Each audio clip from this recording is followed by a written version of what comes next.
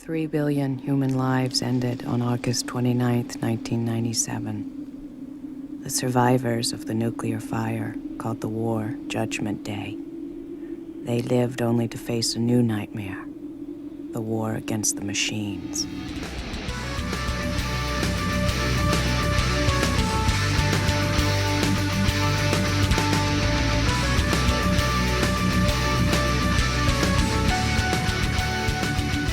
Hello and welcome to Big Dumb Movie, where we discuss a different Big Dumb movie every episode. I'm your host, Korey, and I'm here with my co-hosts, Alan. Hello. And Steve. Yellow. All right, so this time we're talking about Terminator 2 Judgment Day, the extended edition. It's a good name, right? Get that extended edition in there. Yeah. Special director's cut. Is that what yours was called? Mine was just called Extended. Yeah, I think they've used both. I thought it was called the director's cut. This is a whole... shit, we haven't even gotten all the way through the intro. I've got a whole thing to talk about. All right, let's go. Bring it on. We're just getting into it. So, there have actually been multiple extended cuts of this film, and Cameron appears to change his mind on and off about exactly which combination of scenes he wants in the edit and which he doesn't. I get the feeling if he'd had the opportunity in 91 not to have to worry about runtime, it just all would have gone in. But there's one scene where the T-1000 is looking for John. He ends up in the foster parents' house. We'll get there when we get there. But where he ends up in John's bedroom and searches John's bedroom. He removes a poster from the wall and finds a shoebox full of Sarah's pictures hidden behind it. That scene is in some of the extended cut versions of Terminator 2, but not in others. There was a really big DVD release of the film. There were two, really. One was called the Extreme Edition. One was called the Ultimate Edition. Only one of the two even had that scene, and you could only get to it if you knew how to use a menu Easter egg to find it. Mine didn't have it. Right. There's a second scene related after they realize the T-1000 is the T-1000 by fucking him up on the dog's name, where he goes out and kills the dog and takes the collar off it to see what its name actually is. That scene only appears in some of the extended cut versions of Terminator. So, like... some of them are called special extended cut. Some of them are called director's cut. Some are called extended edition. And it's really strange. This is a mess. Because there are some scenes like Sarah's dream sequence or removing the chip from Terminator's head that are in all of the extended cuts. But there are other scenes like these little ones that sometimes they're there and sometimes they're not. Yeah, mine had some of the ones you mentioned, but not all. Right. So, yeah. This is a perfect time to ask you, Steve. You talked about this not too long ago, where there was the scene when they're at the hospital. Yeah. And when the T-1000 goes through the gate. Yeah. And Silberman drops the pen cap out of his mouth. Right. And you said you saw a scene where he says something, or you were like, thought he did. Yeah, I swear to God, this is not just my memory. The first time I ever saw this film was an extended special edition on Laserdisc in like 1993 when I was 10. I was a little too young to see it when it came out in 91. Ended up seeing it on Laserdisc for the first time, and I swear that Laserdisc release, I've never been able to find a copy of that specific version, had a 2-second or 3-second piece in Pescadero after the T-1000 walks through the gate, and Silberman sees it, where he gets stunned and says, "Oh my God, it's real," or something like that. But I've never seen that scene reappear in any other release of the movie. I've always known it where he just drops the pen cap out of his mouth. Yeah. He doesn't say anything. I mean, I can see why that would be something that they'd want to cut out. It's like, it's implied, you know? You don't have to have him say that. Right. Yeah, I mean, definitely not a necessary component. It's just weird that I've never seen it reappear in any of the other releases. Wow. Yeah. Well, before we get too heavily into it, which I want to do soon, I want to ask you guys, Alan, starting with you, what's your history with Terminator 2? So the movie was in 91, 92? It came out in 1991, directed by our friend James Cameron. My boy. So yeah, I would have been 3. I remember seeing it on the TV in my living room when I was small, so maybe like a year or two after that. But it was on TV, and I don't think my parents were around, but I remember watching it, and I just thought it was the greatest movie I've ever seen at the time. Even now, it's the best movie ever. But especially when I was a little kid, just because everything about it freaked me out, too.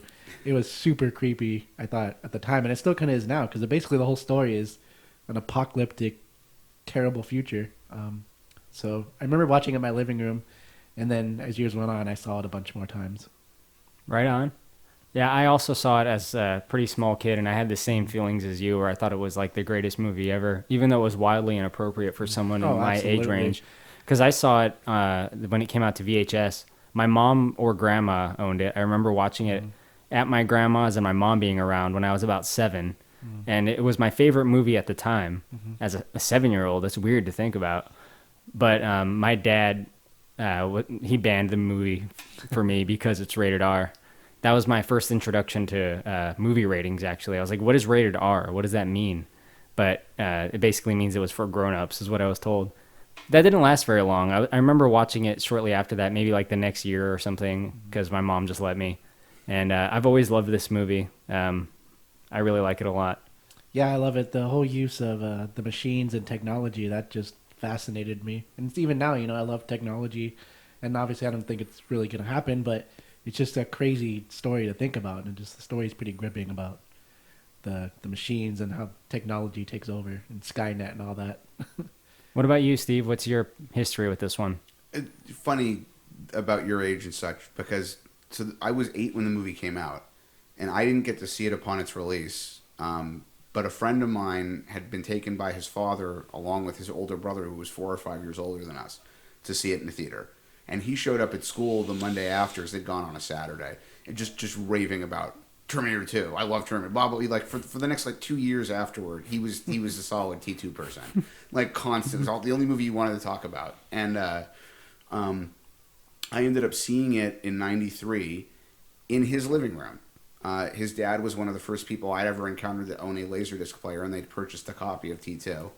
And I immediately I understood what he liked about it.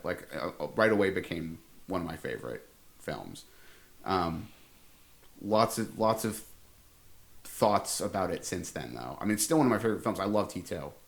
It's going to get a high rating at the end from me. But it's like, as the years have gone on, I've noticed some things about it that I didn't notice back then. Yeah, and I'm sure we'll be nitpicking a little bit, but that's what we do here, so it's fine.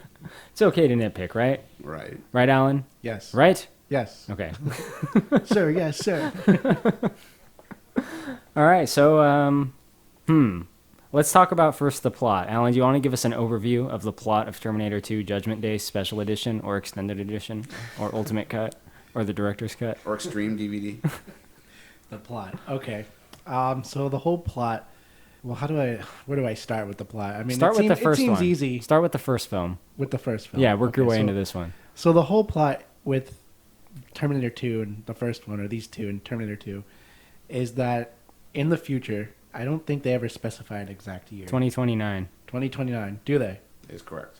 Okay, I'm wrong. Already off to a great start. So in the dystopian future, the robots have taken over, and it's basically, you find out Skynet, which is a virus, and it builds the robots to basically kill humans and wipe out humanity. And they figure the only way to defeat the humans is to send a robot back in time to kill John Connor, who ends up leading the resistance in this dystopian future. And that's with T2 starts, when they send the T-800... No, they send the T-1000 to kill John Connor, and the Resistance sends the T-800 to defend him. And yeah, it's basically them trying to kill John Connor before the war starts, so the war doesn't start. They've reverted to time travel, and then they do that again in the fifth one, but that turns into a whole stupid mess. Steve, do you have anything you want to add to that? Well, the T-800 was the villain in the first one, and is the hero in this one, which leads to some drama.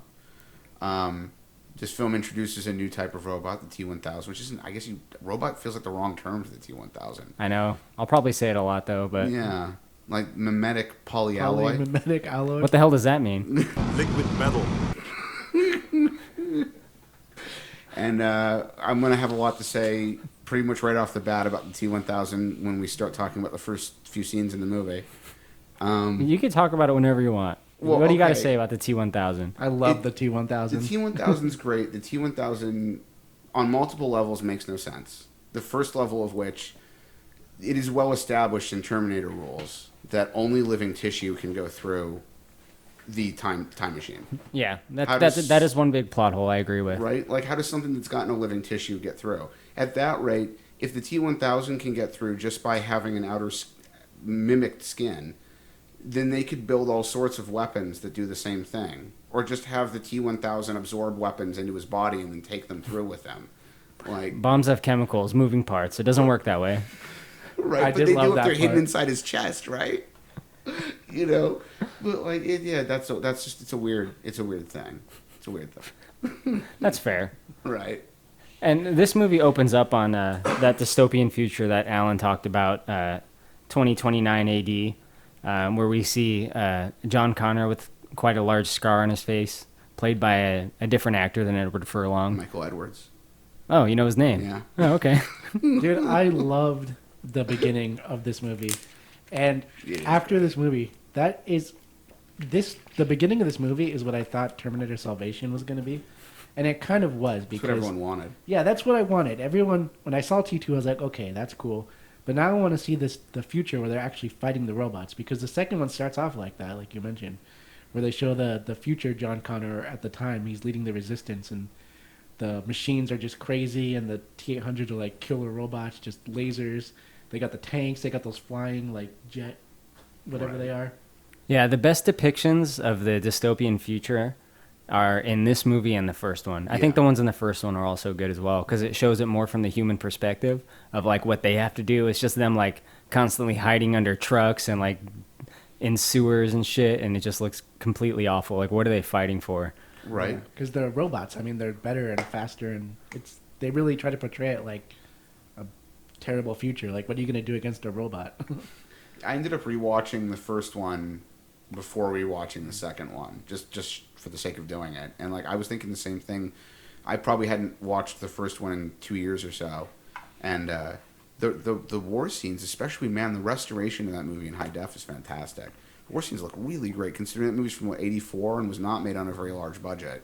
So You know, the Terminator idea, so here's the common myth, right? So that came to James Cameron in a dream. He had a dream about a upper torso of like a metal like skeleton, like a Terminator, like coming after him or coming after someone. And that's when he wrote the script for Terminator. But apparently he actually got the idea from someone else whose name I don't remember. I was hoping one of you guys would have this you know info. what he did? It was a woman, and It was a book, right? Yeah, she sued him a handful of years ago. I don't know why it took so long for this to become a lawsuit, but yeah, she'd written a book, which I can't really speak to because I to this day I've always been curious about it, but have not made myself read it. I should, but she ended up suing him, claiming that huge chunks of the story idea were aped from the book, and I think she won. Yeah, now she's credited in the films, I believe, in the beginning. Yeah. I've heard Corey's version, but I heard like he was supposed to be like a robot on fire or some kind of like Yeah, you're mythic right. vision he had, Yeah. or some kind of weird dream. But I guess really he just might have ripped that woman off. But even before the first one, what year was the first one? 84. 84. That idea I don't think has been particularly anything new. I mean, there's always been the idea of like robots taking over humanity and this dystopian future where men are made of iron and robots enslave people. So it's not a particularly new idea. I wouldn't entirely disagree with you, but in '84, the idea of a worldwide network of networked computers that were artificially intelligent enough to then control military devices was a very new idea. This is close to a decade before most of the public had any idea what the internet was going to end up being. And even moreover, artificial intelligence powerful enough to run military systems. That was I a agree. really unique idea. Maybe they had someone who's in on the military helping with the movie. Oh yeah, I mean the Navy would have been working on the early protocol at that point, so absolutely it could have been. Now Yeah. you're right on that. Okay, that makes sense. So to get back to the point I was saying about the beginning of the film, we got the future where it's just clear that the Terminators are just wiping people out. Yeah. And there is a resistance, some kind of like shoddy, scavenged together military resistance led by John, but They're getting wrecked. yeah, they're completely getting wrecked. Even though in the first Terminator, Kyle Reese sells it like, yeah, we're about to win. Steve, you watched that movie recently. How does he phrase that? Oh God, what was like? We got him on the brink or something. Like, I don't even remember exactly what the line was, but Like, sure, buddy, you guys Right. are fucking getting owned out there. it's like no, All, you're like, actually dying and hiding. yeah, you're within a proverbial inch of extinction. Like maybe don't oversell it so much. He's just trying to be like a typical guy. She's like, so how you guys doing? He's like, oh, we're winning. Yeah, Kicking their asses, we're winning. right? Only lost 32 So- platoon mates last week. So you got a boyfriend? All right. Oh, I mean, can we? I just want to make mention that. I mean, Stan Winston's effects, especially for the second one, fantastic. Those scenes look so cool. Oh yeah, I love it. The Right? beginning battle scenes, they're And great. I mean, I hear people these days talk shit about practical. Like, oh, why would you do practical? You do everything in a computer? Because the computer stuff looks like shit 3 years later. This movie's from 1991. That stuff looks amazing. It looks great. It looks Yeah. so good, man. There's a few here and there scenes that don't look as Right. good as others, Sure. but for the most part, it really stands up. It Yeah, really absolutely. Right from the beginning is when they show the T-800 and how menacing they are because he has like the laser gun and he's just blasting. Yeah, he's got people. two, man. He's Yeah, dual and wielding. blasting them and Have you guys ever seen the super cool teaser that came out in '90 for this movie, where it's an assembly line and they show the T-800 getting built? No. Maybe maybe. YouTube it sometime. It's an awesome trailer. Oh, okay. Wow. So it has footage that's not in the movie. Oh, absolutely. Yeah, it's a special commercial promo teaser trailer for the film. It's only like 45 seconds long, but it shows an assembly line putting together a T-800 skeleton, and then at the end it goes into a press, and when it comes out of the press, it's got Arnie's body on it. It's a really cool teaser. It's a teaser for Terminator Salvation, right? God, Because that's what happens in that film. we should put Yeah. that on. If that's on the list, let's put that on there. I I mean, I have I- a lot of stuff to say about that. Well, yeah. I mean, I'll give them this much. Wrapping it back to, oh shit, here's like where the humans really discovered for the first time these things being built. Like that was kind of a clever note, but the way it was implemented was not good. Yeah. I guess we'll save that topic for another time. Yeah, it's a different Terminator movie. So our real first scene in the movie, in this timeline of this movie, is a Terminator traveling back through time. So we see Arnold Schwarzenegger. He travels back from the future. And I guess if you've never seen this movie, if it's 1991 and you're seeing this in theaters, your thought is probably like, oh shit, that villain is back. That Terminator is back after all they had to go through for the first movie. And it mimics his landing in the first one. And the first one, he lands in front of the garbage truck, and this one, the opening shot is before his arrival, is pulling away from the grill of a big rig, and then he lands there in front of the truck. Do they show Arnold or the T-1000 first? Arnold. They show Yeah. Arnold first and Yeah. then the T-1000. You get the biker scene, and then Then T-1000. the T-1000. Okay. Yeah. Yeah. So Arnold is naked, just like in the first movie. So he has to go kick the asses of a bunch of tough guys and take their Oh, clothes. Here's a classic scene. There's so much to talk about just in this one scene already. Right. When he's walking up to the bar, and you get his view in red with all the command line stuff. Yeah. Love it. Cameron, that's real code. But it was not written for the movie. It's from like a Commodore 64 or something like that. Seriously, like a really old computer, like home entertainment computer system. They just pulled it and overlaid it in red over the shot, and that was supposed to be the Terminator's like code running. That's awesome. I didn't know that. Right. Oh yeah, and I love that scene. I mean, there's so many great things, little things even just like that. Like even at the time, and even now, it's just so cool how the sound too, and you see all the lines running, and it's like him Right. computing everything, and I loved that as a kid. I Me still too. love it. I still love it. Yeah, it's Yeah. great.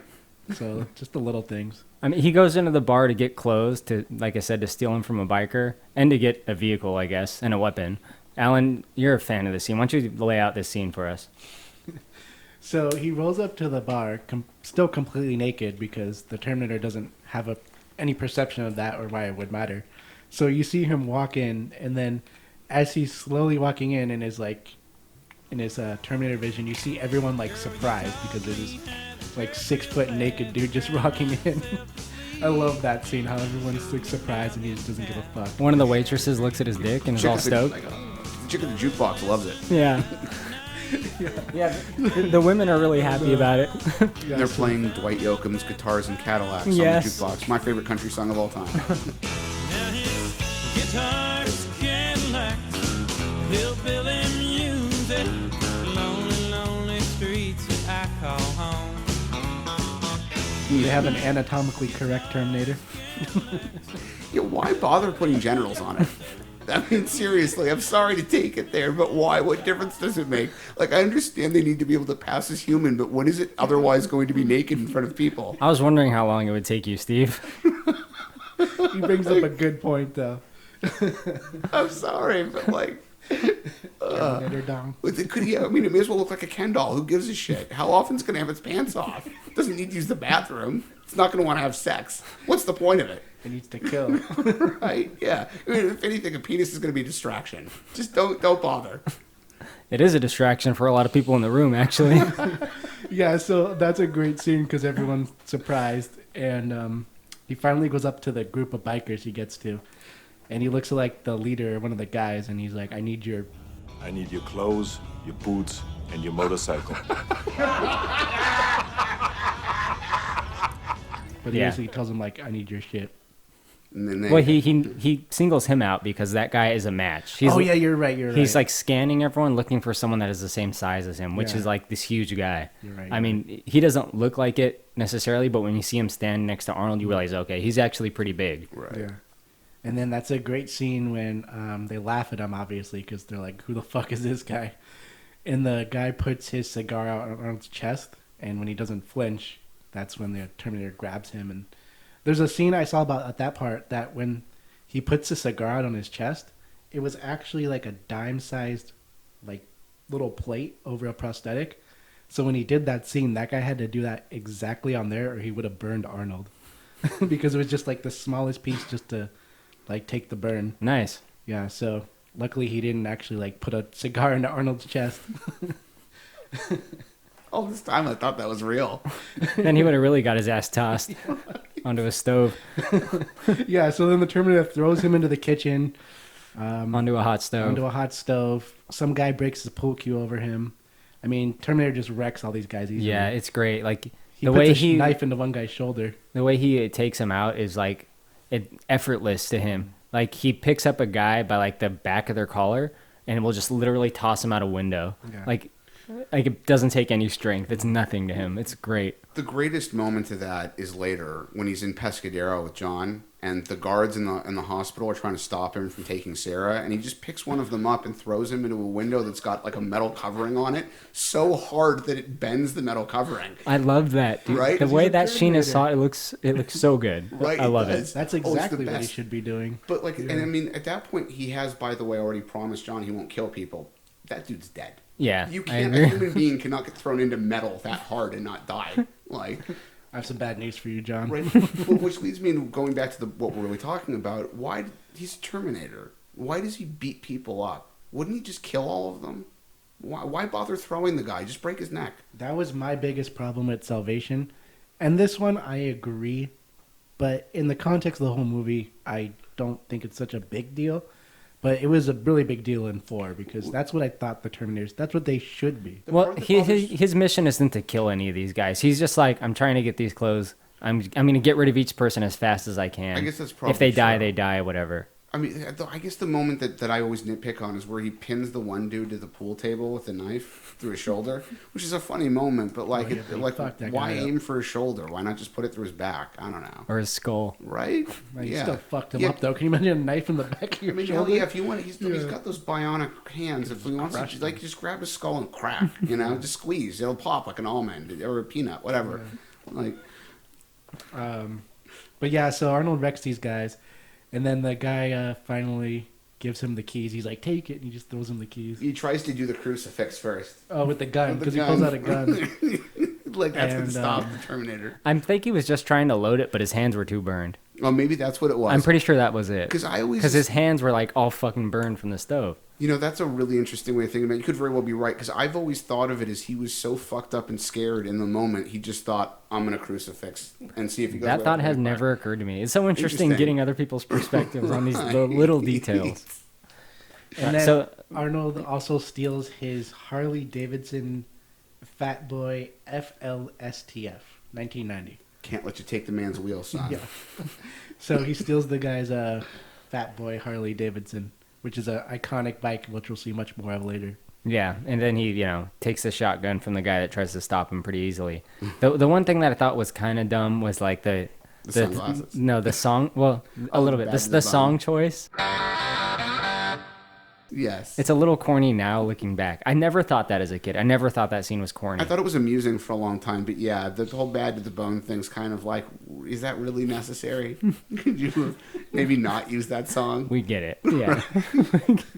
But just in case you don't. In case you didn't see how he easily destroyed all those guys. When it's just this strange like lightness of the moment. It's like, bad to the bone. It's almost like a joke. Yeah. Like, well, wait a second. It's a Terminator movie, right? Oh, maybe it's a joke because he doesn't even have any bones. What if it's like so meta? I doubt it, Alan. No, look, he doesn't have any bones. Alan, you've gone too far. All right. That's a stupid song. So we also get Robert Patrick travels from the future to this current time. He just looks like another naked dude like Arnold. Robert Patrick obviously plays the T-1000, so we know that he's the T-1000, but I like to put it in the perspective of I'm seeing Terminator 2 for the first time in 1991 in theaters. I would assume that people would think that this is the Protector that is mentioned in Sarah Connor's narration in the beginning. Yeah. Because you know Arnold is the bad guy in the first one, and that's what you know him as. Now, when Robert Patrick gets approached by a cop, it doesn't show him kill him. It looks like he just punches him in the stomach and the guy gets taken out. We know that he kills him, but like we know that now in hindsight. But anyway, I still think it's really interesting. Someone that seeing this for the first time back then, just thinking like, okay, this guy's going to be the good guy. Oh, yeah. He's in the cop uniform. He seems like a nice guy when he talks to the Foster family. Right. And I just want to credit Robert Patrick's his voice. yeah, Robert Patrick's acting is so fucking good in this movie. It is. It's spot on. He has very little lines, and when he needs to be menacing, he just does it with facial expressions and occasionally dialogue. And when he needs to like infiltrate and play the nice guy, he does it really well too. He's such a fucking great actor. I love when he shows up to the house and he has the picture. He's like, "Have you seen John?" And he's like, "I just want to ask him some questions." Or what does he say? Are you the legal guardian of John Connor? That's right, officer. What's he done now? Could I speak with him, please? Could if he were here. He took off on his bike this morning, so he could be anywhere. Do you have a photograph of John? Yeah, sure. Hold on. You gonna tell me what this is about? I just need to ask him a few questions. He's a good-looking boy. Do you mind if I keep this picture? No, go on. There was a guy here this morning looking for him, too.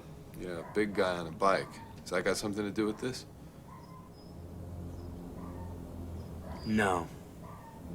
I wouldn't worry about him. Thanks for your cooperation. The thing that bothers me about... I want to go back to his arrival, but the thing that bothered me about that scene is then the foster father says, well, you know, there was a big dude on a bike here looking for him this morning. Is that what this is about? And it's like, fucking wait a second. You're way too calm about the fact that the child you're supposed to be responsible for has 6-foot-tall bikers at your house in the morning on a weekend trying to find him. What the fuck is he doing that you're so blasé about? Is this normal? Are you used to having bikers show up at your house looking for your son? No. I wouldn't worry about him. The cops on top of that? Right, and the cop is here now. Like, you should be way more worried. I understand that he's gotten into a lot of trouble before, but you should be way more worried. I'd be furious. Like, where is he? Like, I'm going to kill him when he gets home. Like, I get they're supposed to be kind of shitty foster parents, but even still, that is insane. You should be shitting yourself. That kid is supposed to be 10. He's supposed to be 10. Like, In this movie, he's supposed to be. He looks like he's 13. yes, and that's actually one thing why I wanted to get back to the T-1000. Let's talk about John Connor.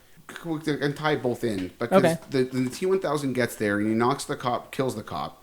He gets into the squad car. The first thing he does when he gets into the squad car is touch the built-in computer, and it's not very specific. And it took me years, because I was a kid the first time, for several times I saw this film, to understand that what he's doing is using touch to infer how the computer works. Like, he taught himself in a moment by touch how to use that computer. Right. And it's something that Skynet built into him.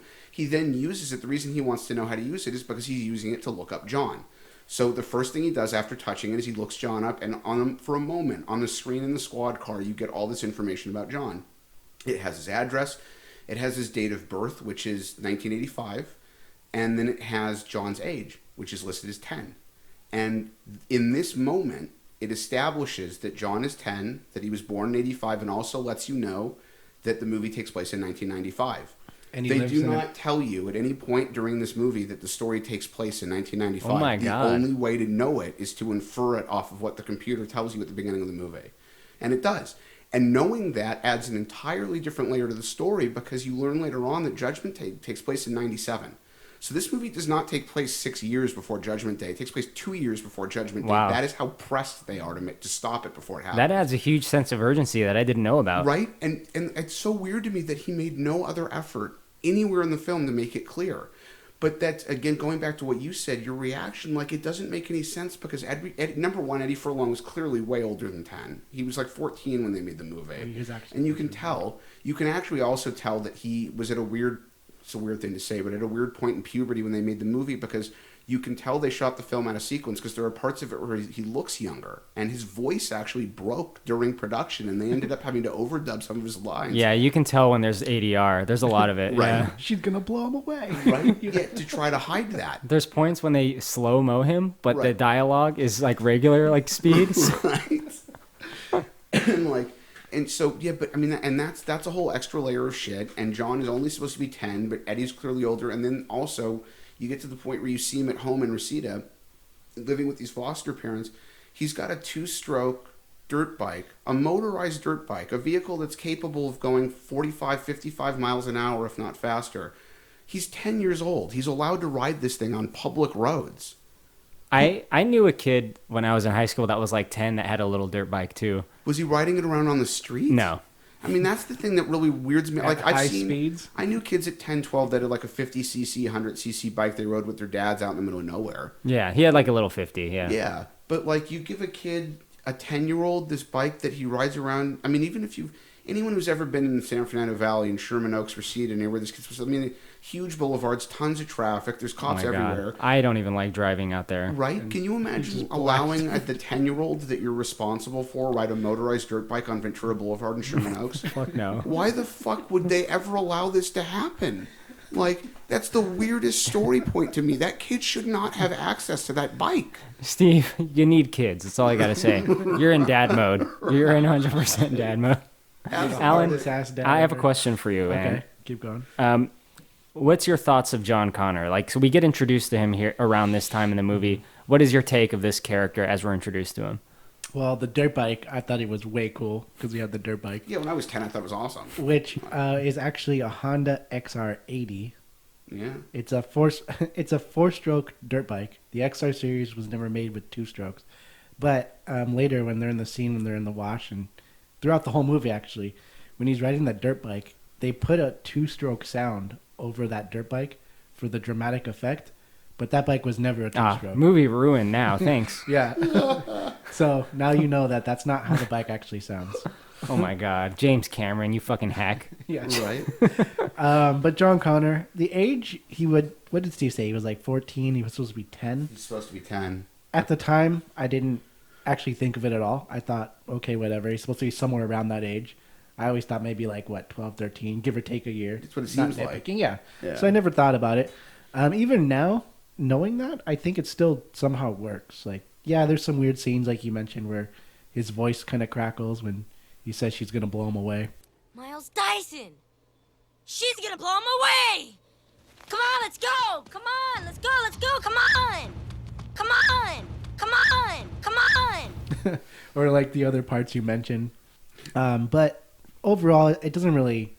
I don't think about it. It doesn't bug me. I feel like it's What a do you good think fit. about the casting of Edward Furlong as John Connor? Oh, well, he's the only John Connor. Well, I guess in that kid version, there's been multiple John Connors, Yeah, there's been a but lot. they've all been the other ones have all been adult versions. He's been the only. Nick Stahl was an adult version still. Yeah, in his 20s. Yeah, so in T3 he was in his 20s. So Edward Furlong's, I guess, the only child John Connor. How do you think he stacks up against the other actors? I thought he was great. I mean, he really was. I don't know. Maybe some of that was luck. But yeah, he was really great. I mean, I don't even know what to say about that. Just more. Yeah, I agree. I mean, I think he's a great actor. Edward Furlong, I Yeah. think, had a lot of potential as a young man to be a great actor in the future as well. Seemed to be somewhat squandered, however, but that's okay. He does great in this movie. Yeah, This is and his this- first movie, right? It was. Do you know how he got this part? Do tell. This is actually a fantastic story, I think. I'm trying to compress it, but Molly Finn, who did the casting for this movie, decided to go looking for boys who would fit the part. And she found him hanging out at a Boys and Girls Club in Orange County.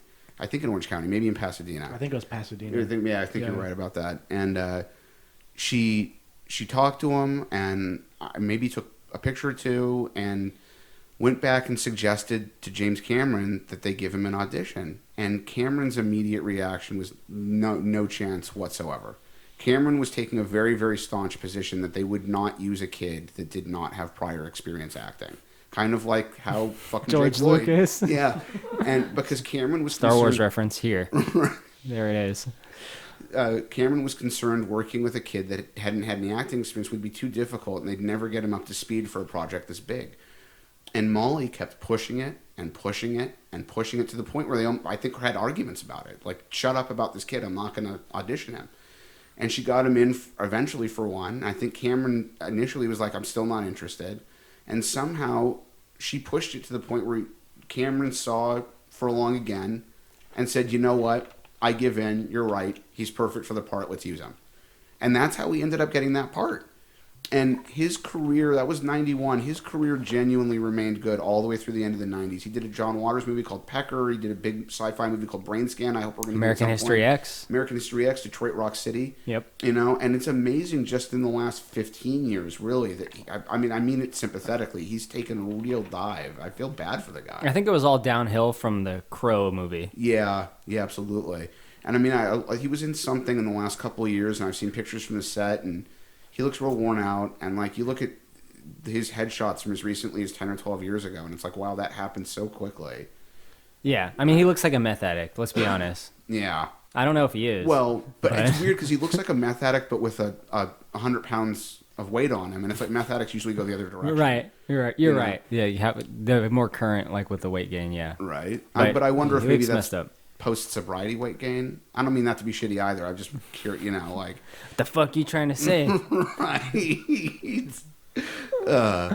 In T2, he had that cool, like, dramatic, like, with the bang, the haircut. He had the 90s hair, yeah. He had that sweet 90s haircut. Yeah, I really like that. I always thought that was way cool. I was jealous I couldn't pull that off as a kid. Yeah. Because he, like, looked so cool. With, like, I tried to get that haircut when I was, like 12, and I just looked like a lesbian. Give me that T2 John Connor look. I'll show you guys a picture sometime. It's not good. But only Edward Furlong at that age could pull that off. Because on him, he looked cool. Oh, my God. All right. So let's talk about our next character introduction. It kind of goes through the characters systematically at the beginning. It's quite nice. We get Sarah Connor.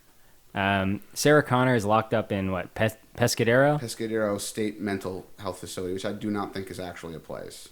Right. She's locked up in this place because it's established she tried to blow up something. A computer factory. A computer factory, yeah. Dr. Silberman. Yeah, Dr. Silverman's her doctor, and, they met in the first movie. So in the first movie, Kyle Reese, who came back in time, was the crazy one who talked about this future where there's Terminators and it's the end of the world and all that. Well, now Sarah believes this, and she's pretty much locked up but seems to be indefinitely for all this shit, for trying to blow up the computer factory and for always trying to escape and for generally being a violent, crazy person. Right. Yeah. But the intro to her is pretty great because that's all established in a really good way where the doctor is explaining it to like other doctors or interns or something. He tells the other people that Sarah believes in a post-apocalyptic future where a Terminator was sent to protect her, and he's like explaining it to her like she's crazy. Yeah, and they're like laughing. The delusional architecture is fairly unique. She believes that a machine called a Terminator, which looks human of course, was sent back through time to kill her. That's original. And also that the father of her child was a soldier sent back to protect her. No. He was from the future too. The year 2029, if I remember correctly. Which looks human, of course. Right. What an idiot. No, you're the idiots. It's real, okay? Well, that's the whole point. She's like freaking out. She's like, "You're the idiots. It's real. You're all gonna die." Or she like freaks out on him at one point. Well, in this scene when we first see her, it is a completely different Sarah Connor than what we knew in the first Terminator movie. Yeah, she's lost her shit. It brings me back to what I was saying about, seeing this as the sequel in the first time, 1991, and you see Sarah Connor. She's like doing pull-ups. She's like kind of like jacked, and she just looks like a lunatic. Like she looks like she will kill you. Like within 2 seconds of stepping within her vicinity. Oh, she's like way hard. Yeah, she's like just hardened. And she looks at the camera with like her hair all crazy down in her face and sweaty. She says, "Good morning, Dr. Silverman. How's the knee?" She's super thin and she's like not ripped, but she's like toned and. Oh yeah, she's pretty buff. She's pretty toned in this one. Yeah. But the how's the knee thing comes back around in a weird way. I don't think intentionally. I consider it a mistake. Like at some point later on, well, in the course of that scene, she asks how the knee is. Silberman explains that she had stabbed him with a pencil in the knee. Later on, they're having a session where she's trying to convince Silberman that she's better enough to be allowed to go to the less secure wing where she can call John. And Silberman says something to the effect of, "Oh, you have been better lately." No, she hasn't. She stabbed you. She fucking like in the last few weeks she stabbed you. Like, maybe he means like in the last few hours. Right, like today. You've to been be pleasant. fair though, he does kind of throw it around because he tells her that he doesn't believe her and he knows that she's saying that just to get there, and then he like shuts her down. He's like, "Well, it's true. No, you're not better, really." But it's like, why even say that? Like, you just got stabbed by this person. She's not really behaving all that well at all. Like, Let's talk a little bit about the stuff in the hospital, because there's a few things that are not in the theatrical release that I'd like to cover. Yeah. The first of which is that the guards Douglas and whoever the other guy is, they just like kick the shit out of Sarah. I think it's good to have this scene because it really takes away any sympathy you have for these guys when she fucks them up later. Yeah. Because I kind of felt bad for Douglas as a kid, because she fucking wrecks that dude. Well, in the scene where he licks her. Well, he licks her face. That part I hated. You're right. I forgot about that. Yeah. Right. I love this but movie. The beating just amplifies it. Yeah. But that part, even I guess, it was worse as a kid because it just seems so weird. Like, what was the point of that? Well, yeah, I mean, kids just to don't make even him understand. I didn't understand it as a kid. Yeah, exactly. Yeah. You don't understand. There's just kind of a sick sexual component to it as a 12-year-old. Yeah. You know, like Yeah. But I mean, was that necessary though? I mean, he's just a security guy. Like, who gives a fuck if he's weird? You're just gonna get the shit kicked out of him anyways. Yeah, but I mean, just make him really deplorable. I mean, escapes and beats him up. There's very good touches in this film where, like, Sarah, when they're in the Cyberdyne facility, she never fires at any of the cops. Right. So it's like kind of like they don't necessarily kill anyone that doesn't need it. Right. With the exception of maybe the Terminator. Yeah. Yeah, I guess that's true. She doesn't really ever kill anybody out of anything other than absolute necessity. But in any case, going to your point, it ties in with the dream sequence that's not in the theatrical cut. You're right. She has a dream about Kyle where he tells her about being strong and going to be with John. And she tries to follow him in the dream. She tries to follow him out of her room. And then there's a dream sequence about the war. And that one I think is real interesting developmentally as well, because it's really at that point Sarah decides she's going to try to break out. Yeah, absolutely. It's like the turning point for her. Right. And like, it works without having that scene, because you can say, okay, at this point she knows she's not going to be transferred to medium security where she can call John, and she's being abused by the guards, and that's enough. But like the dream sequence with Kyle, where he reinforces John really needs you, you need to be with him, you're important to each other's futures. I think that, as far as the extended cut is concerned, is the moment where she's like, shit, I have to try to get out of here.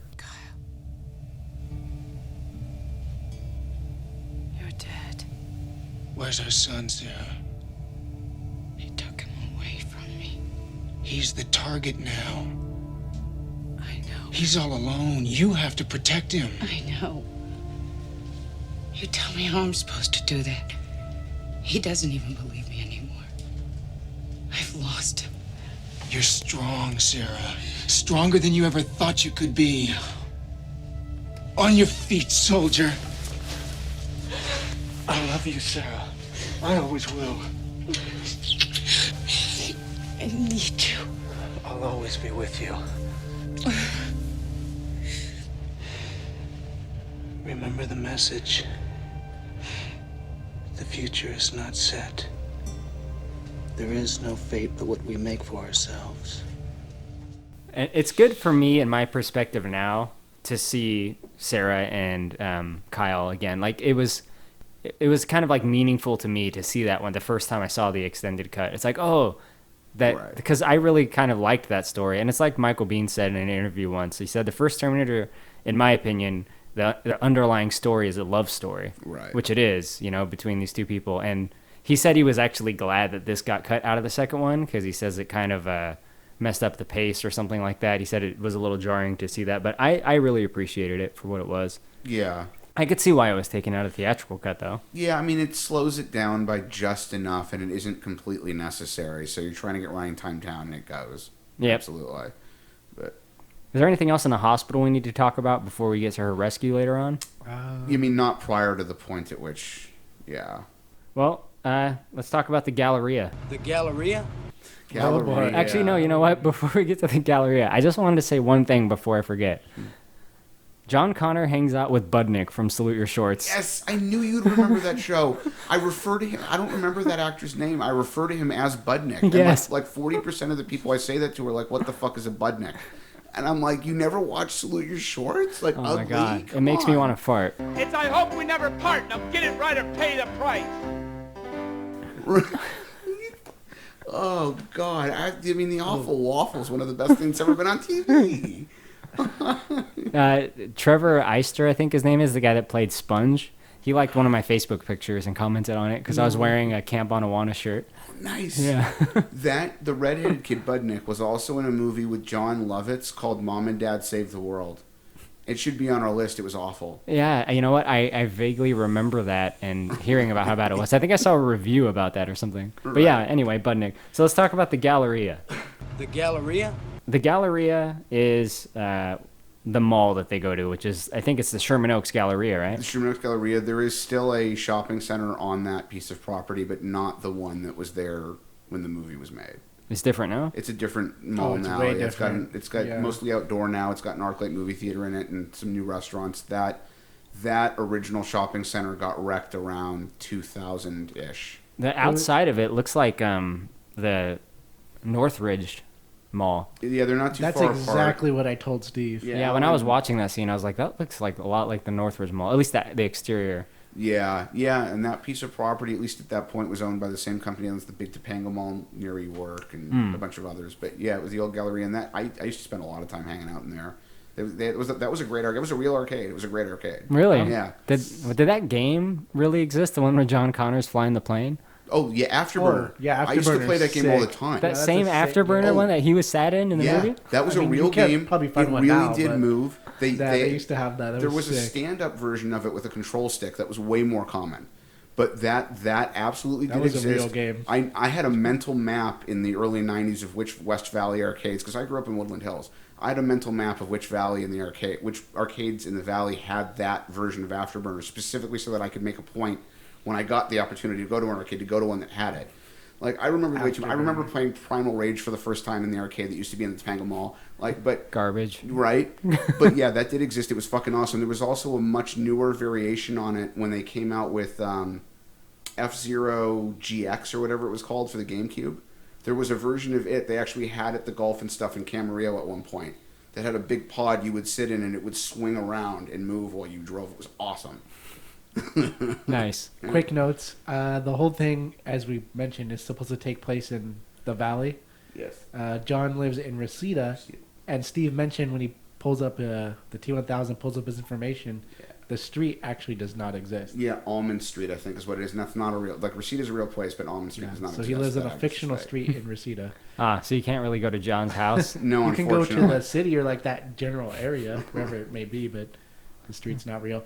I am so glad you mentioned that the outside looks like the Northridge Mall because I said the exact same thing.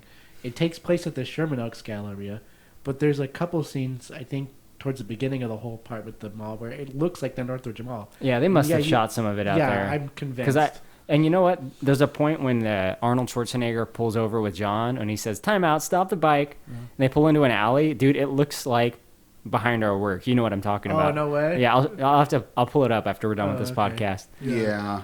Anyway, so the Galleria scene is where John is out hanging out with Budnick because they just stole a bunch of money from an ATM. That's another little thing. John's kind of like a hacker. Like he gets into trouble. He clearly doesn't obey his foster parents. He's kind of a drives a little dirt shithead. He drives around on his dirt bike. His parents tell him to like go clean his room, and he just completely ignores them. Yeah, he really is a shithead. Like, he's in the garage with Budnick working on his dirt bike. And his mother, I mean, you know, she's being a little gripey about it, but his foster mother comes out and says, "Are you going to go clean your room? It's a pigsty." And he brushes her off. She says something to his foster dad. The foster father kind of begrudgingly goes out to the driveway to talk to John, and really all he says is, "Hey man, why won't you, could you please just go inside and clean up your room so your foster mother will get off both our asses?" And and John's response is basically like, "Fuck you, you're not my parents." Like, come on, dude. And then his friend, his stupid Budnick, little dickhead, is like, "Oh, your parents, foster parents are kind of dicks, huh?" Yeah. Like, what, for asking him to clean his room? Like, what did you just see that was so awful? I don't understand. Okay, whatever. They want you to clean your room and Right? you take off on a dirt bike. I to got go way steal worse money. from my parents than go clean up your fucking bedroom. I'll tell you that much. Like, breaking out the spatula on Steve's ass. Right? My mother had a marble rolling pin she used to like to bring out. What the fuck? Right. Is that why you walk with a limp? Yes. Dude, that's fucking brutal. What the fuck should you do? Bash your head in and give you a concussion? Yes. Multiple times. No. So before they even get to the Galleria, they take off on his dirt bike through the valley, just speeding, and apparently that's fine. Yeah, it's I agree totally with cool. Steve that is just not okay. 10-year-old, Yeah, whatever. no, I would never allow that. But before they get to the Galleria, they need some money, so that's when they stop at the ATM. And John, he's 10, but he somehow knows how to do all this. Well, they explain how he knows how to do this. Oh, from Sarah. Yeah. Even though he's 10. With his Atari portfolio. Yeah. Apparently, up until like the year before, he'd been living off the grid, not going to school, just like living with these guys that are just like, I guess, sell guns and shit, and like learning how to use guns and like fly stolen helicopters and shit. So he explains that a little bit more in the extended cut than in the theatrical cut. I believe there's like a couple extra lines on that topic. He makes it really especially weird. And I know 3 is not Cameron and not Cameron's fault, but it makes it especially weird in 3 where he has to find the Kate Brewster character, and she remembers going to middle school with him.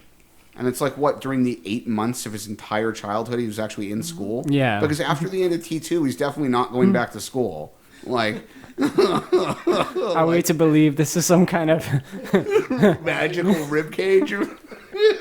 Episode 2F09, when Ichi plays Scratchy's skeleton like a xylophone, he strikes the same rib twice in succession, yet he produces 2 clearly different tones.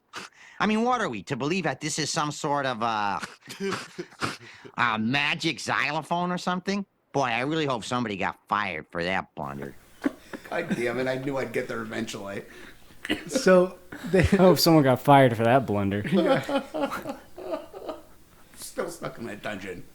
They go to the ATM, and John has a magstripe card attached with a serial cable to his Atari portfolio, which is actually, what do the notes say?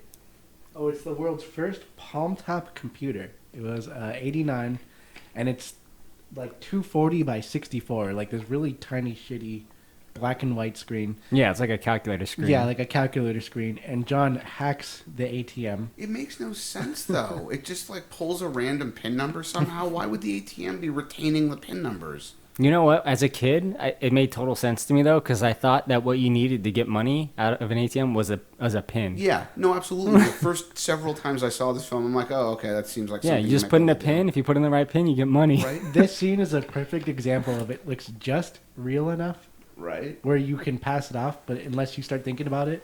But I loved it as a kid. Even now, yeah, it doesn't make sense. But again, it looks just real enough where it can pass off if you don't like think about it too much. Cool. Yeah, it's like Yeah. in concept, like, oh, I guess someone could do that. Right. Well, what does John do with his $300 or whatever that he gets out of the ATM? Easy money. He goes to the Sherman Oaks Gallery. Gallery Arcade, where he's been spotted by Arnold Schwarzenegger, the T-800 who's coming after him, as well as I guess the T-1000 has just been asking around town. The T-1000 goes to his foster parents' house. They give him a picture. He then okay, this is another weird moment. He stops and asks 2 girls on the street if they've seen John Connor. Oh, yeah. And one of them is Nikki Cox, who grew up to do all kinds of stuff. Really? One of them's Nikki Cox? The redhead is Nikki Cox. Oh, my God. Yeah, and... wow. And they're like, oh, that's John. I think he was on his way to the Galleria. We just saw him. It's like... Oh, just missed him. He was here like 15 minutes ago. I think he said he was going to the Galleria, right? Yeah. The Galleria? I mean, population's a little bigger now than it was in 91, but there are close to 2 million people in the San Fernando Valley. Sherman Oaks by itself has got tens of thousands of people living in it. How the fuck did he manage to find two 13-year-old girls walking around on Ventura Boulevard that would know exactly who John was and where he was going? Well, one of them was the girl from Terminator 3, probably. Oh, maybe she grew up to be Kate. Yeah, She's the redhead, yeah. What was her name? Her character name? I don't think they... It may have been in the credits, but no, in Terminator 3, his girlfriend. Oh, Kate Brewster. Yeah, one of them was Brewster. Yeah, one of them was Brewster. Yeah. Well, I mean, John is the coolest like middle schooler out there on his dirt bike. Yeah, apparently. Yeah, he hangs out with the kid from Salute Your Shorts. So he hangs out with celebrities. He has a dirt bike. Right. He's 10 years old, man. He's a happening 10-year-old. But yeah, and so anyway, they find him. They converge and find him inside the Galleria, or the T-1000 only finds him first. So this is where action starts happening in this film, and it's great, and I love it. This is a very like transitional point. Yeah. This is where he's confronted for the first time, like shit's getting His crazy life here. has just been turned upside down. So the T-1000, who's dressed as a cop, sees him. John Connor runs away. Now Arnold Schwarzenegger is casually walking around the mall with a shotgun in a box covered with roses. So it looks like he's just carrying like long stem roses to someone. Long stem 12-gauge roses. Yeah, because a completely built 6-foot-tall biker walking around in leathers carrying a box of roses is totally incongruous. No one would think twice about that. Is he too badass to love? If you cut him, does he not bleed? Well, I guess technically he does. So, yeah. So John Connor kind of runs through the back hallways of a mall, and he bumps into the T-800 Arnold Schwarzenegger, and right behind them is the T-1000. And we also see like another random guy that works at the mall just kind of back there. Takao Nomine, the Asian guy who is apparently James Cameron's friend. That guy in the hallway? Yeah, who gets shot. And in one of the not tacos. What is it in the commentary? Duh. In the commentary, James Cameron mentions that he's like, "Oh, there's my friend Takao Nomine, and I know him from somewhere, and he's like my good friend from Japan or something." Right. Yeah, I can't remember exactly what he says, but he's like, "Yeah, that guy's just a friend of mine, basically." And apparently, he appeared in True Lies, also. We discovered earlier. I need to become friends with like Christopher Nolan or something. Throw me in a movie. Yeah, so you can get shot in one of his movies. But like, for sure. Killed by Batman. Why was the Terminator in the back corridors to begin with? Like the T-1000 finds its way to the arcade. John's at the back of the arcade playing Afterburner. John escapes into the corridor because it's his only way out of the arcade without going past the T-1000. Why is the Terminator back there? Maybe he got lost. Right, that was totally perfect luck. You're going to get lost in exactly the spot where John's going to end up. Like, yeah, you're right. I'm not sure how he ended up coming from that direction. Yeah. I don't think it's ever shown in this movie, but don't Terminators, their computers, don't they have like thermal vision or some kind of like enhanced? They can't see through walls or anything. No, I mean they can't. Not see in the through context walls. of this universe. Yeah, so he couldn't have known. Yeah, he wouldn't have just been able to look through the walls to see John. No, he couldn't have known. But anyway, we get a pretty good confrontation where we see what this T-1000 is all about. Because this is the first time, you see like that he's different than the other Terminator. The regular Terminator gets shot and, you see it the way you do in the first movie where, yeah, it just doesn't affect him. Nothing happens. But this Terminator, he gets shot. The fucking liquid metal shit like gets sucked in and it reforms itself. Oh, yeah. I loved this scene. That whole thing where, like, when you said when it shows that, how he doesn't affect them like the other ones, where it kind of just leaves holes, but that they quickly refill. And, yeah, that part really was freaky as a kid because it's more powerful than the normal Terminator. Look, he has, like, liquid metal and he's not even close to being affected because it just heals up like nothing. Yeah. It's just enough of an upgrade for it to be like good. Yeah. Like James Cameron found that fine line where it's like, okay, we need something better than the first one. Also something maybe like visually stunning that's like, okay, the first one seemed like impossible to beat. This one's really impossible to beat. And I think they did that great. Unlike the other movies where each upgrade was just like so bad. The third one was the worst. Fucking awful. Yeah. What a ridiculously stupid idea. Like they had no idea what to do. Yeah, with the right. third one. Let's just make her both, but neither. I don't know. It's just ridiculous. What about the Terminator 2, the ride, the Universal Studios, where there's the T-1000? Right. Where it's basically a T-1000, but a giant spider. Right.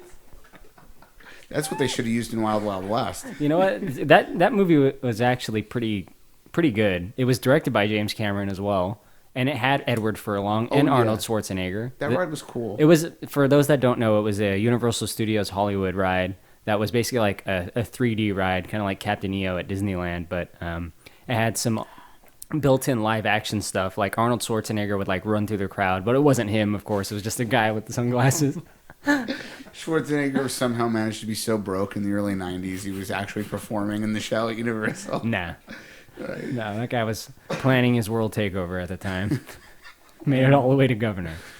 But this is peak ILM, the T-1000 effect. Oh, yeah, I mean, there were so a couple of moments here and throughout the remainder of the film where you can tell for a second that he's basically got plastic clip-ons attached to his shirt to make the holes be there. But otherwise, I mean, and they between 88 and 94, ILM, not that they're not doing good stuff now, but that in that window, ILM was just like, look at what we can do, motherfuckers. None of you was even remotely close.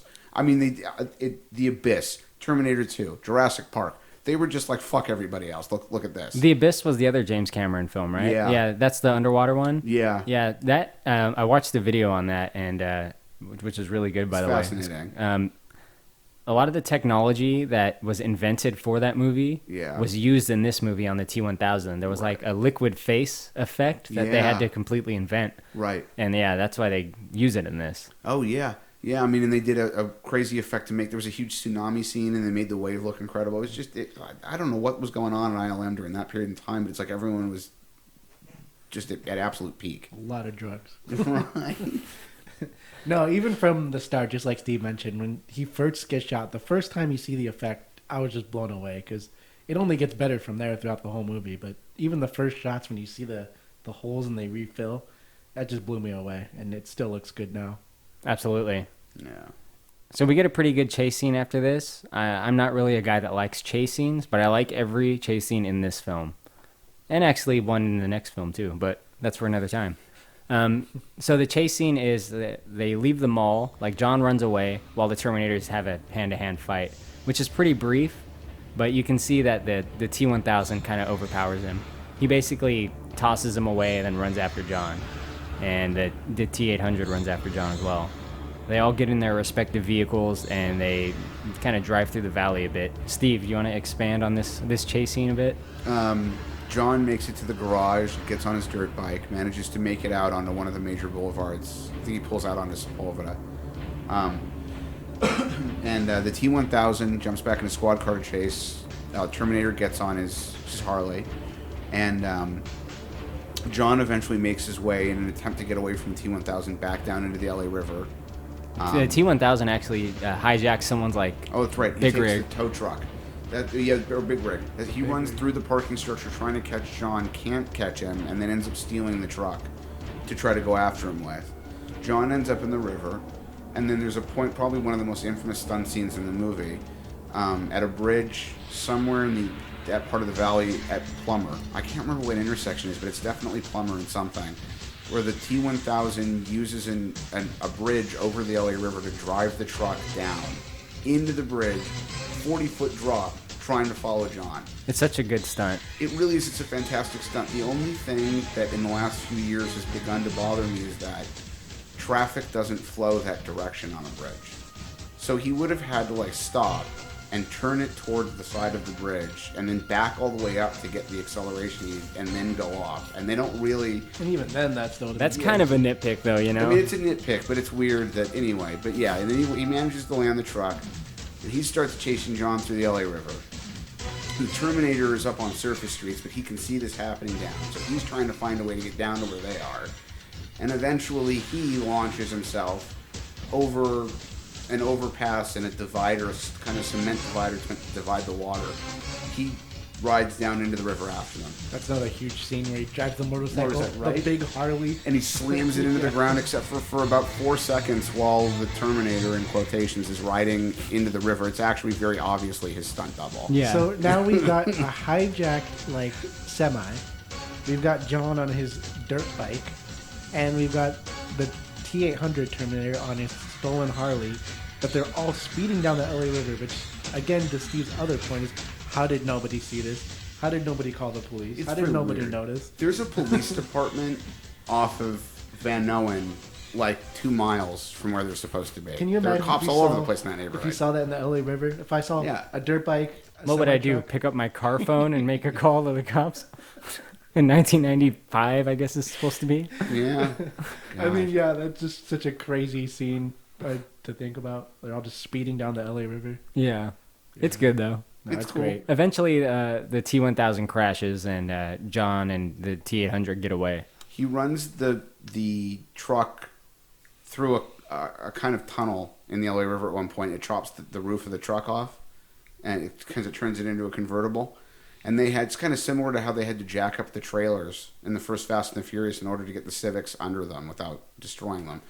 They had to use like a plasma cutter or something to actually put huge cuts into the metal, into the window frame at the front and around the door, so that when they went under that bridge, the top would actually come off rather than the truck just literally getting stuck. Because that's not how it works at all. Right? In real Yeah, because life. in real life it would have just gotten stuck. Yeah. Like, It's a good scene, though. It really makes the T-1000 seem like a really scary force. Right. Because the top gets cut off, and he is clearly ducked.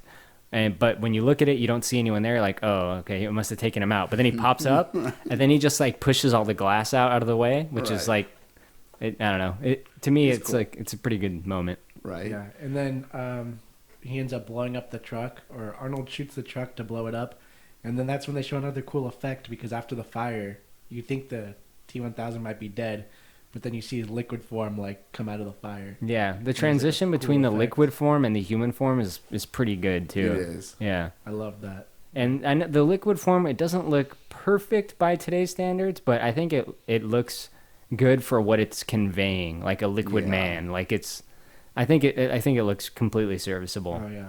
It would probably look a little bit better if done today, but I don't think it's bad by any means. Holds up remarkably well given the age of that film. Jesus, at the times, the computers they were using to do this. I mean, what is that? 15, 20 seconds probably took them 3 days to render. Yeah, Jesus. Like, yeah. So this is where we get the timeout. Stop the bike. No, come on, timeout. Stop the bike. Oh yeah, John. You're really real. Process everything that's like happened. Like, Yeah, all this shit just happened because all of a he's been sudden. told about Terminators, so he sees that okay, this is a real Terminator. You guys are real. What the fuck? It's revealed that Arnold Schwarzenegger, the Terminator, is there to protect him. The other one's there to kill him. All sent by him in the future, of course. Pretty cool. Yeah. Laying it down. Oh, this is the scene also where we meet the two like jock guys. Yeah. And because this is where That's a little bit. It's around this time. It's like 1 minute later. It's true. Yeah, it's fine. Yeah, John realizes, or when he asks the Terminator, he's like, "Oh, you have to do whatever I want." Yeah, he realizes that the Terminator has to obey his direct commands no matter what, with the exception of one at the end. But yeah. And then the two guys come and start bothering them, or they ask if the Terminator is bothering the kid. Yeah, because the Terminator like grabs him. Yeah. And he's like, "Someone help!" So these two guys show up to help. What does he expect these two dudes are going to do? Why bother calling for help? Do you really think they're going to defend you from a Why don't Terminator? they just kicked its ass? Right? And just beat the hell out of it? Like, he's made it obvious he understands what a Terminator is. You get that he's just going to kill these guys, right? Like, or apparently not, actually. We established that about 30 seconds later, that he did not realize that the Terminator He was was just gonna about come to before John stopped him. Right. Because he pulls out the gun on the one guy. This is where we get the famous line that you probably heard in a lot of our episodes. You okay, kid? Take a hike, Buzzo. Say, let's get out of here. What? Fuck you, you little dipshit. Dipshit. Put your leg down. Did you call moi a dipshit? Just trying to help this punk. Grab this guy. I can't believe he called me a Ah! Ah! Ah! God, get him off of me! Now who's the dipshit, you jock douchebag? Get off of me! Yeah, that's my favorite. I love it. Yeah, great line. little dipshit. So Arnold handles those moi. two guys like nothing, and then he pulls out a gun like just ready to kill the guy, and that's when John stops him and says, "You can't kill anybody." Well, John tells him to fuck them up. Like, I don't understand what John expected to get out of that. But, Yeah, that fucking little arrogant shit. Right. But, I mean, it sets up something good, and that's that John doesn't want this Terminator to do the one thing that he's programmed to do, which is kill people. He says, all right, you're not allowed to do that anymore. And he's at this point, it's the beginning phases of him trying to teach some humanity to this thing, which is a big theme in this film, I think. Yeah. Yeah. We So touch on it in a much larger way later. the first one is he can't kill anybody. And I also love this scene because their first thing is to call his foster parents. But the Terminator already knows, or he's like, they're probably already gone. But that's when he punches the payphone. He's like, oh, I need a quarter. And he just like punches the phone. Hey, you got a quarter? Yeah. I love that scene because he just effortlessly just smashes it. He just hands him one. Yeah, so good. You know, his foster parents, Todd and Janelle. Steve, you might be aware of this, but Janelle, she was on in Aliens. She was in Aliens, Yeah. and she was in Star Trek Generations, the first TNG movie. Yeah. She was like in the ship that Kirk was in the beginning. Right. That was being piloted by That's crazy. Ferris Bueller's best friend. Cameron. Yeah. Anyway, we find out that the T-1000 has killed the foster parents, and it was just kind of waiting there for John to show back up at home. They use a little trick there. I did not. I will admit, at the 10, the first time I saw this movie, I didn't really understand what was happening. Like I could infer that they were establishing that the foster parents were no longer alive, and I understood what happened in that moment where the T-1000 kills the foster dad. But the part with the dog's name at 10, I didn't understand what that was. Oh, Like, you know, but John, Terminator's convinced that the foster parents are dead. He asks John what the dog's name is because they can hear it barking. John says the dog's name is Max. And the Terminator then asks T-1000 posing as Janelle about the dog, but refers to it as Wolfie. Yeah. In an attempt to prove that this is not Janelle, but she doesn't know the dog. So when she says nothing, he knows. Right, yeah. Oh, she doesn't know that that's Max, not Wolfie. it's So a good lore carryover from the first one, where dogs go crazy when there's a Terminator around. Yeah. Even so, when the T-1000 first shows up at their doorstep, and he's asking like, "Are you the legal guardians of John Connor?" The dog is barking like crazy in the background. Right. Yeah. And this is also, I think, there's a scene you said, or it's on the extended cut or whatever, Yes. where he pulls out the name tag. Yeah, there's two scenes here that sometimes both of them are there, sometimes one of them is there, sometimes neither of them is there. It just entirely depends on which version you're watching. But yeah, in one scene, so after the Terminator hangs up on him, he goes to the backyard, goes into the pen where the dog is kept, kills it, and then pulls its collar off to look at its name and sees the name Max imprinted on it. I think that was cut out because the other ones I saw normally didn't have that. Right. And then there's a follow-up to that scene where he then goes back into the house and is searching John's room for anything that might tell him where John is going to go. That was definitely cut out. And he pulls a poster off John's bedroom wall and finds a hole cut out behind it, containing what turns out to be a shoebox full of pictures of Sarah. And that scene, it's only 90 seconds long. I do not understand why they trimmed it, because that's the moment where the T-1000 establishes that Sarah's probably the next place John is going. Right. And so, I mean, it Kinda seems to like me with like that's a the good dream one. sequence you mentioned. It seems to like they missed Yeah. this too. But the scene when they show the T-1000 and he has the dad pegged to the with the milk cart. Yeah, dude, that part was crazy. That scene scared me as a kid. I was like, because oh, we have it explained that the T-1000 can shapeshift into people it makes physical contact with, or it can just form solid metal shapes, like Knives and stabbing weapons. But it kills the stepdad with like a really good effect. That's like a long knife from the hand, and Yeah, it just looks so great, straight through his mouth, and he's pinned to a wall while drinking a carton of milk straight from the carton. Yeah, that scene scared the shit out of me. I'm like, okay, this is serious. A little bit later, we get Sarah at the hospital. She's being interviewed by the cops who have found out that the foster parents were killed, as we just mentioned, and that this guy from the first movie's back. You know, they have the security footage of him from the first movie and this one. And Sarah Connor, she's not talking to them. She's planning on escaping. So she like steals a paper clip so she can uncuff her like handcuffs, because she's like handcuffed to the bed or like in some kind of straps, right? Yeah, that's where the guy licks her because they strap her in for the night. Creepy fucking Doug. And then Doug like licks her in this weird sexual way. She's had a fit because she's found out that Silberman's not going to transfer and she won't be able to talk to John. Yeah, she's on Plan B. Yeah, so they've drugged her or tried to drug her and strapped her down to her bed. Yeah, but she's escaping at like around the same time John and the Terminator are going to rescue her. Right, and here's another bullshit moment. There is no such thing as a psychiatric hospital where the patient's bedroom doors have locks on the inside. They don't exist. Really? You will never find that anywhere for exactly that reason. I mean, the easiest way to prevent the patient from lock picking their way out of the room is not to give them a lock to pick. There is no such thing as a psychiatric institute, at least in California, and I don't think anywhere else in the world, where there are locks on the inside of the patient's bedroom doors. Will never happen. Really? Yeah. Yeah, it makes sense. I mean, why would you do that? Yeah, there's no reason for it. If anyone who's in that room that would need to be able to let themselves out has keys, or there's someone on the outside of the door that will let them out. You know, yeah. Oh, this is one of my favorite scenes. This is a classic scene. Is when they first get to the hospital to rescue Sarah.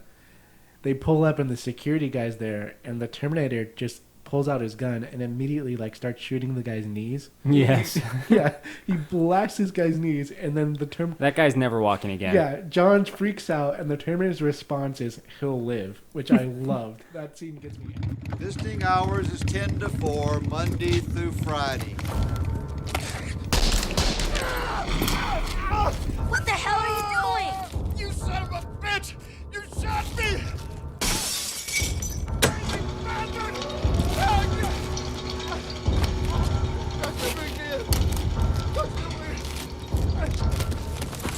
He'll live. Yeah, it's like, okay. His learning curve is pretty steep here. Yeah, because he's like a machine, right? He takes everything in the most literal response. He didn't kill the guy. The guy's like, "You son of a bitch, you shot me." You said you weren't gonna kill anyone. He'll live. I love that scene. Pretty good. The T-1000 takes out the guy from Good Morning Vietnam. Steve, you know what I'm talking about, right? He's like a cop that works inside the facility. Lewis. Yeah, Lewis. Yeah. Oh, he's getting the coffee. I love that scene. I do, but I have a thing about this too. It's a really amazing effect with the face coming out of the checker pattern. Well, you set up the stage. Okay, so Lewis is a redheaded man who is an officer who works, I guess, for security inside Pescadero Psychiatric Hospital. And we get introduced to him as he's conversing with other employees. And he's getting a coffee and he's looking at the cards because there's a game on it. I guess I should really rewind even a half step before that. Those, oh my god, I miss those coffee machines. Yeah. When I was watching the movie again, the poker last cups. Week, yes. The first thing I thought to myself when I got back to that scene was, man, I remember those. I miss those coffee machines. They were cool. But so the T-1000 actually shows up at Pescadero before the Terminator and John do. And he's let in because the guy at the front gate, who later gets kneecapped by the Terminator, he'll live, thinks that the T-1000 is actually a cop and has actual business to be there. So they wave him in. The T-1000 goes in and he goes up to the front desk and he starts asking about Sarah because he's going to try to get to her room to kill her. What he doesn't realize is that there are other police officers there having some kind of meeting with Dr. Silberman. And actually, it's just after Sarah's been returned to her room. So they're talking about what went on in the interview room. And Lewis, the security guard, the redheaded security guard, ends up coming up to the front with that group of people. And at that moment, the T-1000 disappears because he doesn't want to be seen by actual cops. Right. So a few moments later, Lewis goes around the corner, and he's using the coffee machine where he gets the full house of poker cards sweet poker on cups. his coffee cup. And he says, Hey, I got a full house. That's good, Lewis. Must be my lucky day.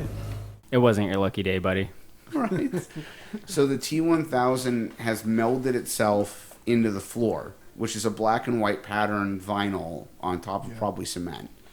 And right after Lewis walks over him, we see the T-1000 come face first out of the flooring, still in the black and white, in the tile pattern. It's a super cool effect. But it makes no sense. They're breaking their own rules. My wife said the same thing. She's like, "He could do that?" Right? Wait, really? He's only supposed to be able to copy... First of all, he's only supposed to be able to copy people that he touches. He never touches Lewis. Lewis Lewis stepped on him. Stepped on him, but it wasn't like... He touches the sole of his shoe. Which is connected to him. It doesn't matter. It's not genetic material. Wow, What he would have gotten is the rubber in the sole of the shoe. Oh, yeah, shit. unless Lewis has been somehow depositing DNA all over his Am I to believe this is some kind of magic shoe? I'm gonna do, but like also, and how does he mimic the flooring? Well, because he touches the flooring. I mean, right, but like, I mean, what are the rules then here? Because at that rate, can he mimic literally? I mean, at that point, he's mimicking things that don't even have DNA. The way the Terminator makes it sound is he can copy people based on touching them because he can get a read for their DNA code.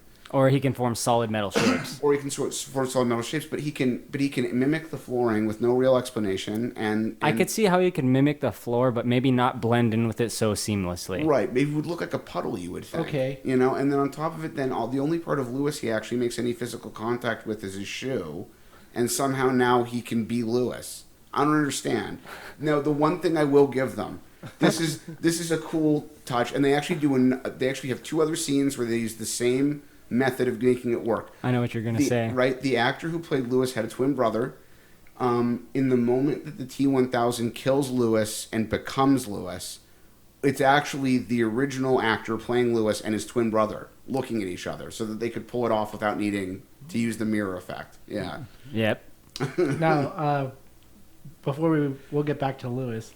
There's a scene towards the end when they get to the refinery, right? That I think was cut out because I don't remember seeing this. It's part. I know what you're going to say. It's part of the special when edition. he grabs the handle. Yeah, the and you see diamond the plate. stripes. Yeah, and the diamond plate too. But yeah, he grabs like a bar and you see the imprint. Yeah, he's malfunctioning. Right. Yeah. You're and right. the diamond plating too. Like it starts sucking him up. So there is at least more than one example of him doing it. You're absolutely right. But it's like the way at first they pitch it. It's like he can only mimic organic. Sure. And I don't know. It's weird. But yeah, Lewis gets killed in a pretty cool way. He gets a metal spike through the eyeball. Just like with the stepdad, except through the eye. He does like the finger thing. His like finger turns into a super fine point. Yeah, it's pretty good. He almost pulls that on Sarah later. But at the same time, Sarah's escaping. She kicks the ass of Douglas, who face-licked her earlier. Yeah, she breaks off the handle of a broom and beats the shit out of him with it. Yeah, she fucks him up. She finds Dr. Silverman. She kicks his ass, breaks his arm, and is basically going to hold him hostage by getting a hypodermic needle and sucking, I guess, like... Drano into it and putting it at his neck. I love that part just because it was like, seems so real. It's something like maybe someone would do, you know? She doesn't have a lot of options, so she's like, fuck it, Drano into like this syringe. Right. I'm like, oh, hey, fuck. somebody who's had a lot of survivalist training, they're going to be like, what can I use? This is what I can use. Yeah, it's pretty good. Small touch. I just love how like raw that was. Just Drano in a syringe. Right. She gets kind of far actually in the facility, like with like him as her hostage. Like they know that she'll kill him, basically. So she's on her way to escape, but gets caught. Then gets away again, actually. And as she's rounding a corner, an elevator door opens, and she sees Arnold Schwarzenegger, I believe, wielding a shotgun. Yes. Which I could only imagine. Like, again, this takes me back to what I keep harping on. Like, seeing it for the first time, you see the panic in her eyes. Like, oh, fuck, this is the thing that tried to kill me the first time. So fuck she this. thinks it's gonna kill him right now. I'm out. I'm running back to the guys that I was running away from because fuck this. Right. Get the face licker guy. I'll take him. Yeah. I love the whole slow-mo too and the music. Like when she rounds a corner, everything starts going slow-mo. Like you see her start freaking out and she like tries to turn around. And I love the way they put the slow-mo in the music. Like that metal, what is it? What's that theme? You know what I'm talking about? The T2 theme. Yeah, the T2 theme. And Yeah.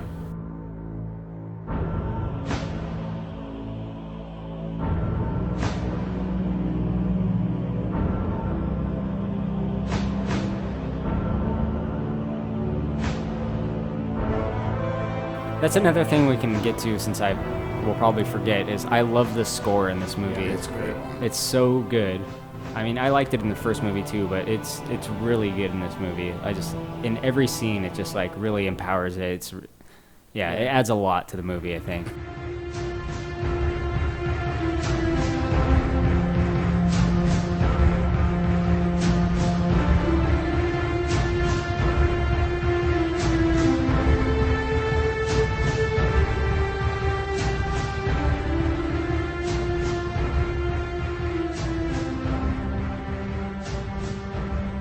So you see Arnold and the music and the slow-mo and she's like freaking out. And then when she goes around, she runs into the T-1000. The T-1000. again is coming from the other direction. The other direction, yeah. And well, first Arnold Schwarzenegger makes short work of the security. Doctor, the guy into the window. He throws him into the bars and bends the bars. Like, that dude's gonna die. The T-1000 shows up and starts walking through the metal bars, which Silverman can see, and he's like completely stunned. Right. He is now made a believer. My note says Dr. Silverman's world gets turned upside down. That one scene where he walks through the bars, and I love how when he walks through the bars and then he tries to pull the gun, but he realizes he can't, so he has to like straighten it out. Yeah. But that scene, particularly when he goes through the bars, that was like probably one of the most iconic scenes from the whole movie. Yeah. Yeah, the effect is for the virtually effects, flawless. Like, that was what was touted, and that's what everybody, even people who might not have seen the movie, right. Like, that was a huge scene when he goes through the bars like nothing. It looks so good. It does. Yeah. Anyway, we get here another chase in the film where John, the Terminator, and Sarah are running away from the T-1000, first trying to get out of the facility. So I have another issue here. Okay. They escape back into the elevator that the Terminator and John had come off of. The T-1000 can't make it into the elevator with him. He almost does, but they shotgun him, and he ends up getting pushed out. So in response, he then opens the doors to the elevator shaft and jumps on top of the elevator. Now that part I'm fine with. But this thing can turn both its arms into giant razor-sharp swords that can cut metal. And the only thing holding that elevator up is a steel cable. All he's got to do is cut it. Let the elevator fall to the bottom of the shaft. Everyone inside of it dies. You could have just, you could have killed John and her right then and there, and instead he wastes a bunch of time. You know what? I've never thought of that. Right? It's never occurred to me. Right, and I mean, it took me a long time to come to that one too. I was probably on my 30th viewing, to be honest, before that one. It makes sense, but I never thought about that. Seeing that, right? But I had to believe. Right? No, again, like, I'm going to be doing a lot of it. It's going to be a repetitive thing the entire podcast, right? Like, that's where my brain is at. But yeah, I mean, one other thing I will say is while they were doing this, he turns his arms into blades and he's punching through the top of the elevator. I love that scene. It's just awesome. A great scene. Sarah gets cut. Yeah. That wasn't scripted. She actually got cut by one of the props. They were shoving through the roof of the elevator, and she just kept going with it. Really? Yeah. I thought it was like part of the scene. Because well, he's like became a part of the stabbing scene. down. Like, that's the point. That was not supposed to happen. You're working with James Cameron. You show no fear. You don't ruin the take. Well, there was other precedent for this. Martin Sheen destroyed one of his hands punching a mirror for the opening scene of Apocalypse Now and kept doing the scene. There's a part in Django Unchained where Leo DiCaprio's character breaks a wine glass in his hand and his hand starts bleeding. That was real. He fucked up his hand during the middle of that scene and they just let it roll. And there's a part in Lord of the Rings where Aragorn, he kicks a helmet out of anger and he starts yelling right after. It's because he broke his foot or something. He broke his toe when kicking it. There's a scene in Foxcatcher with Channing Tatum where he's a wrestler and he like smashes his forehead into a window. But I guess it was like a real, not a window, like a mirror. But I guess it was a real mirror, and he just fucking went for it. It's the same thing Martin Sheen did. He wasn't supposed to punch the mirror, and he did. Yeah, but yeah, absolutely. So that was not supposed to happen. She got cut by accident and just kind of rolled it into the scene. I could not tell, and I thought that was a great little touch. Oh yeah, she's a trooper, man. Yeah. Linda Hamilton fucking pulled that part off. Absolutely. Yeah, really good. Well, they get out of there. They steal a cop car from some like poor sap of a cop. I always feel so bad for that cop. Dude, I was just about to say that. Why does she have to throw him into the fucking pylon like the Terminator? Throws him in that cement pile, knocks his... Why do they have to do that? That guy probably got a concussion. That guy looks like he would never hurt a fly. Right? He was giving them exactly what they wanted. They're like, give us the car. He's like, fine. And then they... This guy has no lines, and he looks like the most innocent, like, nice guy you'll ever see. What the fuck? Thinks as like nice cop or something. Yeah, dude, I felt bad for that guy my whole life. Me too. We need to find that actor. That was egregious. Yeah, I want to give him a part in something else, but this is to make up for that time. Yeah, in they did 1991. you wrong in T2. That guy needs like a prequel movie. Good cop. And it ends on that side. Yeah, the good cop. The cop that never did anything wrong. He's like works for charities on the weekends. Like he looks like he could be like devoutly religious, like button down dude. Yeah, he's got kids. Feeds the homeless. He volunteers at a soup kitchen. But I love this chase scene because at first they start in reverse and then they do that sick J turn where he has to like jam it the other way and he does like a sweet hook turn. Yeah, straight out of Tokyo Drift. Yeah, I love it. I'm going to nitpick this again. I'm going to do it. You may as well say it. I'm going to make the fucking rib comment. All right? So they're running from the T-1000 in a police car. It's a police car. And after they do their backwards turn, even actually before, Sarah and the Terminator are firing from the front of the car at the T-1000, and John is in the back seat handing them ammunition and clips. Last clip. Or what does he say? Right? Yeah, last. You guys have seen a police car before. I've been in a police car. Well, then you really would know from experience. When the police car you were in, when you're in the back seat, can you reach up to the front? No. There happens to be a divider there. Yeah. Why is this the only police car in the world that doesn't have that divider in it? Yeah, I see that a lot in movies, actually. Yeah. Right. I've always noticed it too, yeah. Right, like, well, how is no? It's not what police cars are used for. Like, they have dividers in them. Yeah, that way you don't kick the driver in the head, maybe. Right? Yeah, throw things, spit at the cops. Right. People in the back of police cars, maybe surprised the two of you guys, tend to be unhappy about it. I was fine with it. Well, you caught me red-handed. Right. Well, I guess, yeah. I mean, look, in fairness, that's the way I've only gotten busted for like speeding tickets and stuff, but that's always the way I've been too. It's like you caught me, just give me the fucking thing. Like, I'm not gonna argue, but give me a ticket now. Right. Just I want to leave. You Like, write all the right, ticket. I was gonna let you go, but. So we get the chase scene. There's a part that I want to touch on before we move on, and that's like when they're just about to get away, and the Terminator, the T-1000, is doing his scary, fast Forrest Gump run, and he leaps on as a last-ditch effort onto the back of the car, and he extends his metal arms, and he makes them like hooks. I just love that usage of his abilities. Like, that is cool. That is exactly what he would do. Yeah, I love that he would scene. use his abilities to try to latch on. And then like he latches on the back and they're like dragging him, but he's still like hooked on. Yeah. Right. And there's a really funny parody. They make fun of it in The Simpsons. Yeah. When Homer is trying to escape, or no, Ned's trying to escape Homer, and Homer like turns into the T-1000 and like he has the golf clubs. And he like hooks onto their car. Oh wow. Yeah. What episode is that, Steve? I think it might be one of the Treehouse of Horror episodes, but I can't remember which one. So now we have to fit in a Star Wars, a Simpsons, and a Star Trek reference every episode. Thanks, Alan. Right? It's official. It's happened enough now. It's part of our canon. Yeah, but I love that scene, and it was so funny that they parodied it in Simpsons. Because in The Simpsons, Homer has golf clubs, but he like latches onto the car. Yeah, I'm thinking about the goof with Sarah in the elevator, and it occurs to me as one other one I wanted to mention. In the scene where the Terminator is rescuing John in the LA River from the T-1000 chasing him, Terminator's got a shotgun with him, and it's the one he's been carrying. And it's an oddball. These do exist, but it's an oddball type of shotgun that instead of having a pump action on it, has almost got like a lever. Yeah. That you have to physically move up and down. Someone once explained that kind of gun to me. I don't remember exactly, but yeah. Right. So there's this recurring thing during the course of his usage of the gun, where he's got his hand inside that mechanism, which is what you're supposed to do, but he kind of turns the gun over on itself, one-handed, to get it to reload, rather than using both hands to reload it. Yeah, it looks so cool when he does that. Right? I love it, dude. Where he's like just swings it and it reloads. And I believe that they did modify the handpiece so that it would be possible for him to even try doing that, because normally you can't do that, which came to fruition because Arnold, I think, at one point broke his hand trying to pull it off. Oh. And I think they neglected to use the trick again later on because that's what happened. He ended up doing it. Yeah. Well, he does it when he's on the motorcycle, so he can keep one hand on the motorcycle and one hand. It looks so cool. It does. It looks badass.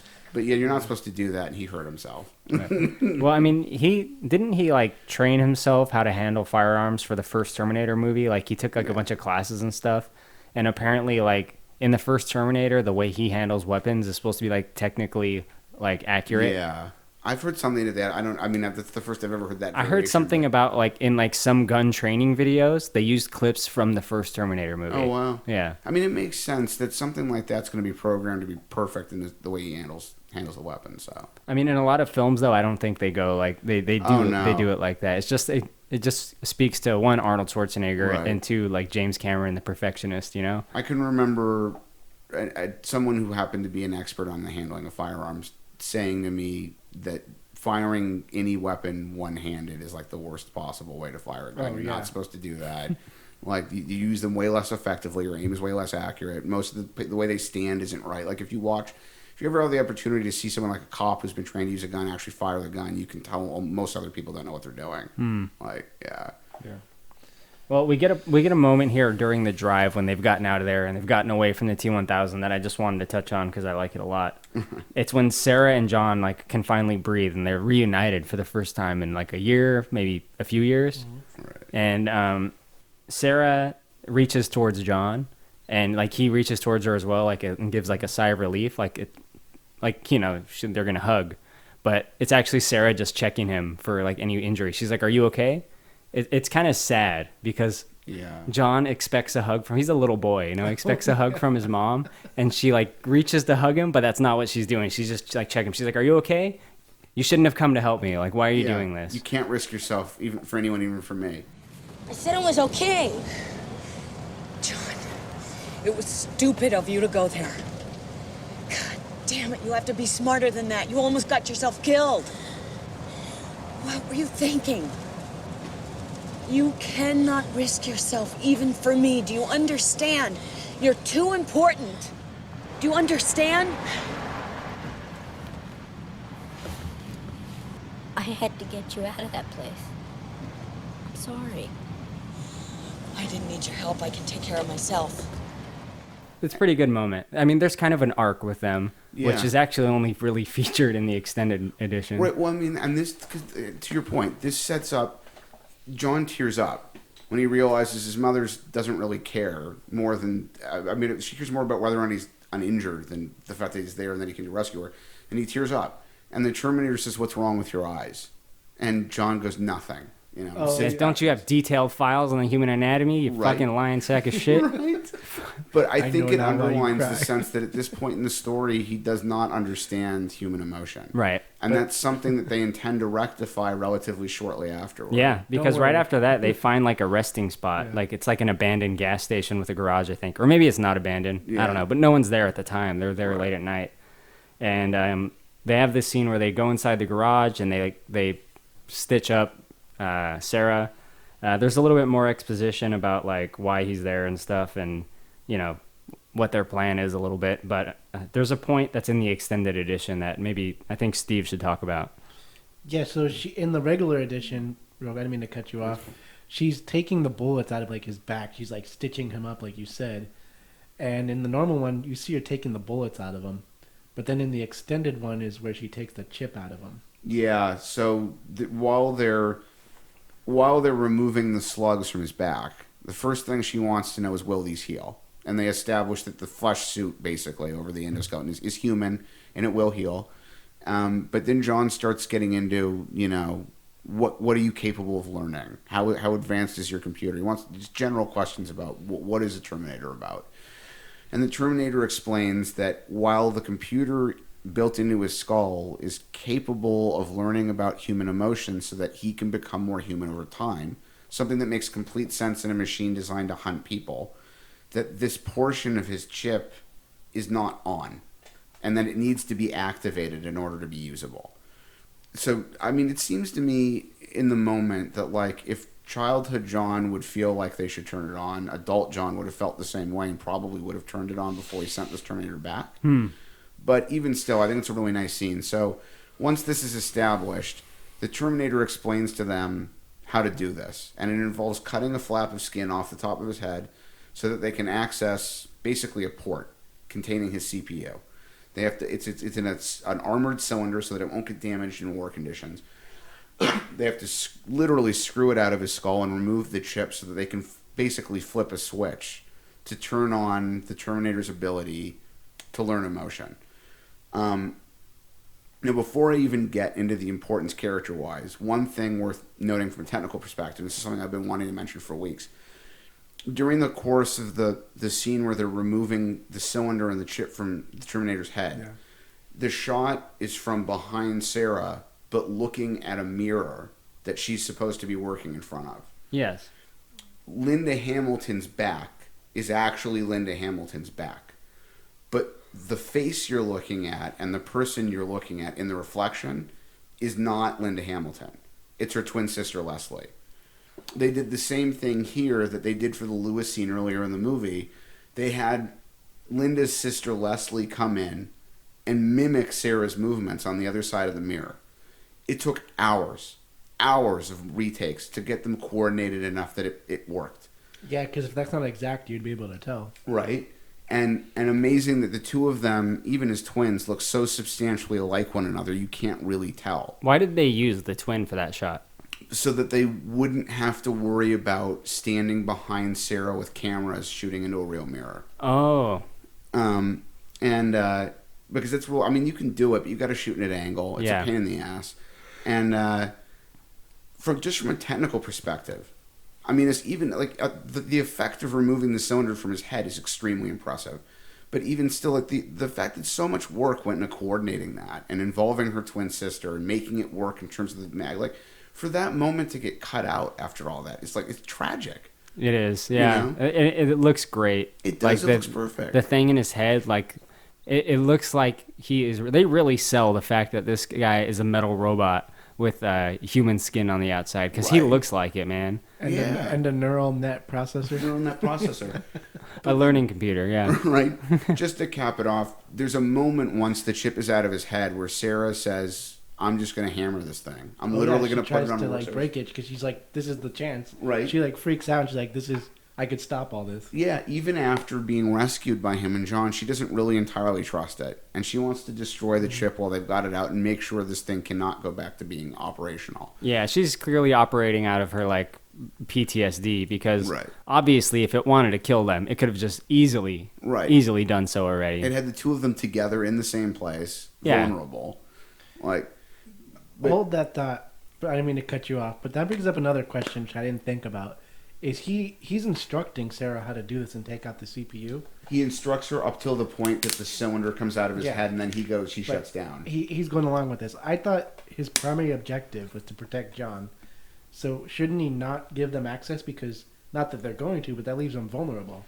Yeah, I mean, I think at this point they've already established that he's meant to do whatever John wants, even if this thing's got no free will, you know? And he's, we established in the scene with the jocks, he's got to do what John tells him.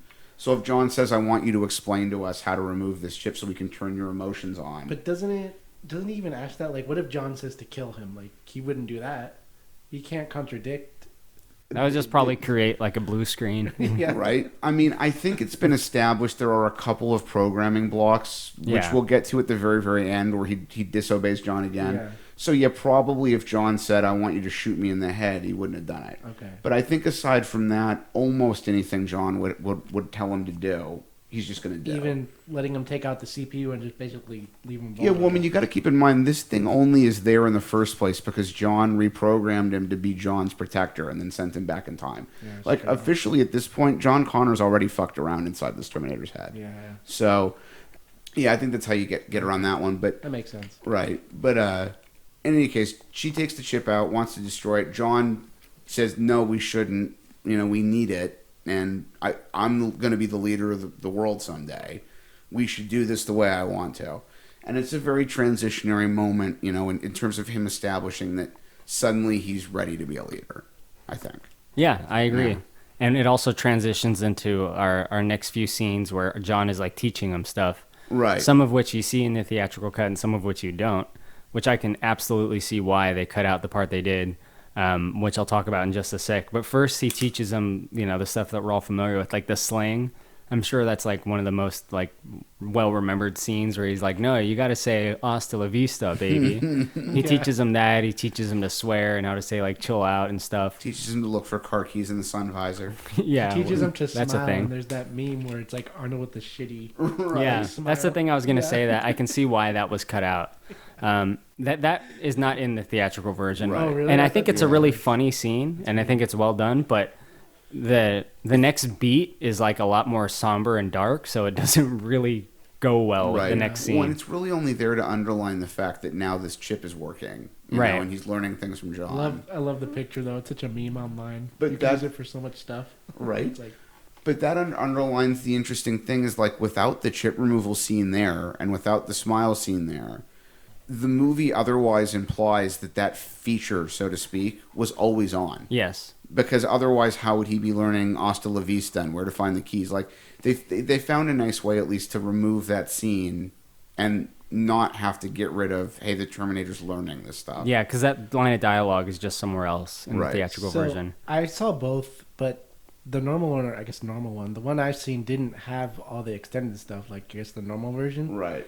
And I never thought that was a problem because, like you said, I didn't think about the time, but just kind of assumed that it was always there on. Yeah, I just thought it was like part of how he was built. You know, absolutely. And I think the chip removal scene is way more important in the sense of establishing John beginning to blossom as a leader than it is for the sake of the learning ability. Yeah, because you just assume that that's there. That's absolutely how it was programmed. But there's not enough of that in the Terminator franchise, in my opinion. But anyway, put that aside for now. Yeah. Quick thing I wanted to say was after the smiling scene, there's a pretty good part where there's some local kids running around at this like little not abandoned, but this, gas station kind of in the middle of nowhere. There's a few people there. And the kids are playing with like toy guns and they're like saying like, I shot you. No, I shot you. And John is kind of looking at him like sad and he's really introspective. And he kind of says half to himself, half to the Terminator. He says, we're not going to make it, are we? People, I mean. And the Terminator like takes a second and he says, it's in your nature to destroy yourselves. And I really like that moment a lot. And I was actually telling my wife about this. I think about that line a lot in life. Pretty much anytime I watch the news, actually. Right? No, I mean, it's a pretty deep line. Like he's right, I guess. Oh, he's probably the truest thing ever said in an action film. Yeah. But it's also a really strange thing for the Terminator to say because that takes a degree of self-awareness on the part of a human being that why would that machine have? Yeah, I mean, I guess it has to be somewhere in its files, I right? was gonna say the Terminator has knowledge of that, right? I guess so. He knows what it's like. Yeah. Yeah, that part always stuck with me for some reason. Yeah, absolutely. So we get a little bit more of a history of Skynet and how Cyberdyne creates it from a new microprocessor, which starts getting supplied to the military. It basically gives the backstory to Miles Dyson, and then we see Miles Dyson. Miles Bennett Dyson. There you go. Oh, okay. We got to use the full name. Always got to use the full name. Not Miles O'Brien. Miles Dyson. Not the chief. Yeah. Miles Bennett Dyson. He is one of the few people where you must say all of his names. That's right. He's a serial killer. So this is a weird causal loop thing, I think. Because, you've got the grandfather paradox to begin with. That, Kyle Reese is John's father, but John sent Kyle back in time. And you end up with this what came first, the chicken or the eggs scenario. Yeah, they really expand on it here, don't they? Right. And this, it's another real weird one because Miles Bennett Dyson is only able to develop this technology because he's got possession of the arm and the chip that came off the Terminator from the first film. Right. And they're reverse engineering it.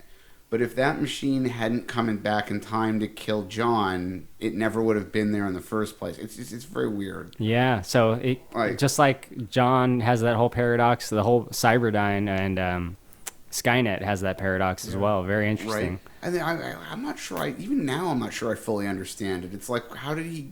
There had to have been a first time someone developed a Terminator. How did that happen? That's the thing about paradoxes, man. You can't follow it. It doesn't make any sense. That's right. I think this is around the same time when Sarah's at the bench, or she's just kind of sitting at a table, and she has the knife and she's carving into. They got to get to Enrique first. That's a little bit later, but I do want to talk about that. Yeah. But I want to quickly talk about Dyson, this deleted scene. I don't know if I should call it a deleted scene. It's in the extended version. Dyson has a daughter. Yes. What the fuck, man? And I didn't see this part. So in the extended version, there's a scene where he introduces Dyson, and it just shows, doesn't give you a whole lot. He's at home. He's a workaholic. The kids are like, come on, Dad, you said you were going to take us to Raging Waters. But not only does he have his son, Danny, he has a daughter as well. Oh, I remember that. Yeah. You do remember that? Okay. That so what happens to the daughter? Well, she's cut out of the theatrical version. Exactly. And later on in the movie, she's not mentioned. Right. So, even in the extended version, it's like, whoa, what happened to her? Where is she? She's not at home when Sarah shows up. Right. And then even Dyson says, just let the boy go. What about the girl, man? Where's your daughter, bro? What? I guess that was the night she was at a sleepover.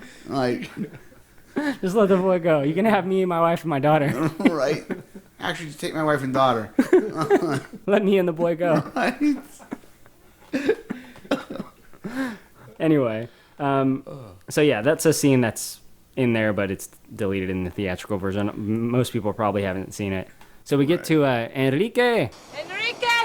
Enrique. Oh yeah, Enrique, dude, that colorful character. Yeah, I guess to fill anyone in that maybe doesn't remember. So they travel down to this little desert town. It's not even a town. It's just like a fucking bunch of like abandoned school buses and broken cars and trailers. It's very weird. There's not an actual like living structure anywhere in sight. It's just like buses. Yeah. And these people that live off the grid. They seem to be like Mexican American because their name Enrique, and I don't remember the wife's name, but and his accent and that actor. I know he's been in a bunch of other stuff. He has? Who's that guy? I don't know anything about that actor aside from this one Maybe part. not. Yeah. Maybe I'm thinking of someone else. But I mean, the implication is that they're in Mexico. Oh, they're already in Mexico. Yeah, and like, how did they cross the border? I thought they were just like on a border town. Well, I mean, dude, that's the thing. I will admit I'm not 100% sure, but like. The idea they establish is that they're ultimately going to try to escape into Mexico. And it's not really clear whether or not Enrique's place is on the other side of the border or not. I agree with you in the sense that he seems to be a Mexican-American man as opposed to like somebody who lives in Mexico. Yeah. Now, wait a minute. My view might be skewered here. I don't remember any reference of them making anything about Mexico. And I assumed what Korey said. I thought it was just some like little desert in California. Well, that could be true, but Sarah definitely implies that the plan for them ultimately, she says she wants to get as far south as possible, and then implies that they ultimately want to get into Mexico. Presumably, I always assume because they're not real clear about it, because Mexico somehow will be calmer, or she has contacts there, or they can stay away from American police departments there. Yeah. I bet it has something to do with that. But I thought it was like a California desert. And that's the thing, I'm not sure about that. I've never been really clear on whether or not Enrique's place is supposed to be south of the border. I guess it doesn't matter too much as far as the plot's concerned. It can't be, because soon in this like same scene or like a couple minutes later, we'll find out that he has like a hidden bunker full of guns and like military weapons. How the fuck are they going to get that across the border? Dude, are you aware of what gets across the border? Yeah, by like professional drug smugglers and not like Terminators. Oh, I don't know, man. This is a committed survivalist, man. This dude lives in buses in the desert. Sarah Connor goes in for weapons. I mean, I don't know. Well, I don't think it's outside the realm of possibility. But what's interesting is that the next part, they pull up to the bar. All the bikers are out front. They go inside, and everyone turns into vampires. You guys remember that part? You had me in the first half there. I was like, wait a minute. From Dawn till Terminators? You had me until they turned into vampires. Like, I don't remember a bar. For some reason, I just keep thinking about From Dusk Till Dawn when they go into Mexico. Well, anyways, so they go to this guy Enrique for help, and for some unexplained reason, or I don't even know what they mentioned, he has just like this mini bunker full of guns and like grenade launchers and rifles and Uncle Bob, huh? The Terminator at one point picks up the iconic minigun, which he'll use later at Cyberdyne. That's he uses very like a fucking minigun. You know, speaking of the minigun, for a long time I thought that type of gun was called a Dan minigun. That's a damn minigun! Because he's got a damn minigun. Yes. So as a kid, when the guy says that, what I hear is that's a Dan minigun, D-A-N, Dan minigun. So up until I was about 16 years old and I played the first Fallout on PC, I thought that was, it's a Dan minigun. Here's our second Simpsons reference. There's an episode of The Simpsons where Bart gets caught trying to steal a video game at a store near home, and he gets busted. Bone Storm? Yeah, Bone Storm. He gets busted by the store security guard, who's kind of a grizzly guy in his 60s, and at one point the guy he says something or other to Bart to the effect of, if I catch you back in the store, I'm going to call the police, and then he uses the word capiche. But Bart, who's supposed to be 10, does not know the word capiche. So when he repeats the moment in his head, what he hears is catfish. And he thinks that the guy was saying catfish for some reason, because he doesn't know what capiche means. It's just perfectly apropos. Yeah. All right, guys, I'm going to have to put a pause on the recording for now. I got to check a technical issue. Uh-oh. Okay.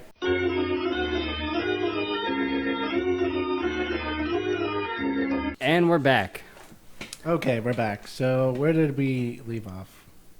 So we meet Enrique, Yeah. and the Terminator is getting guns with John, and we're in this location for like about 10 minutes. There's a few things that happen that are noteworthy.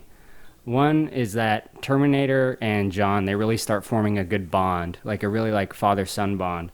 And there's a moment of dialogue that I like a lot that I'm going to put in here that basically describes what Sarah's realization about the Terminator is. Oh, yeah. Okay, that's good, that's good. Up high, up high. 5 low. Too slow. No, I'm just kidding. Let's try it one more time. Good, now try it. Good, now do me. Give me a 5. Watching John with the machine, it was suddenly so clear. The Terminator would never stop. It would never leave him. And it would never hurt him, never shout at him or get drunk and hit him or say it was too busy to spend time with him. It would always be there, and it would die to protect him. Of all the would-be fathers who came and went over the years, this thing, this machine, was the only one who measured up. In an insane world, it was the sanest choice. So that the reason I put that in here is because it kind of reminds me, it's like one of the many parallels to the first movie where Kyle Reese is describing the Terminator to Sarah, and he says it will never stop until you are dead, which I guess I'll put that in here. And understand that Terminator is out there. It can't be bargained with. It can't be reasoned with.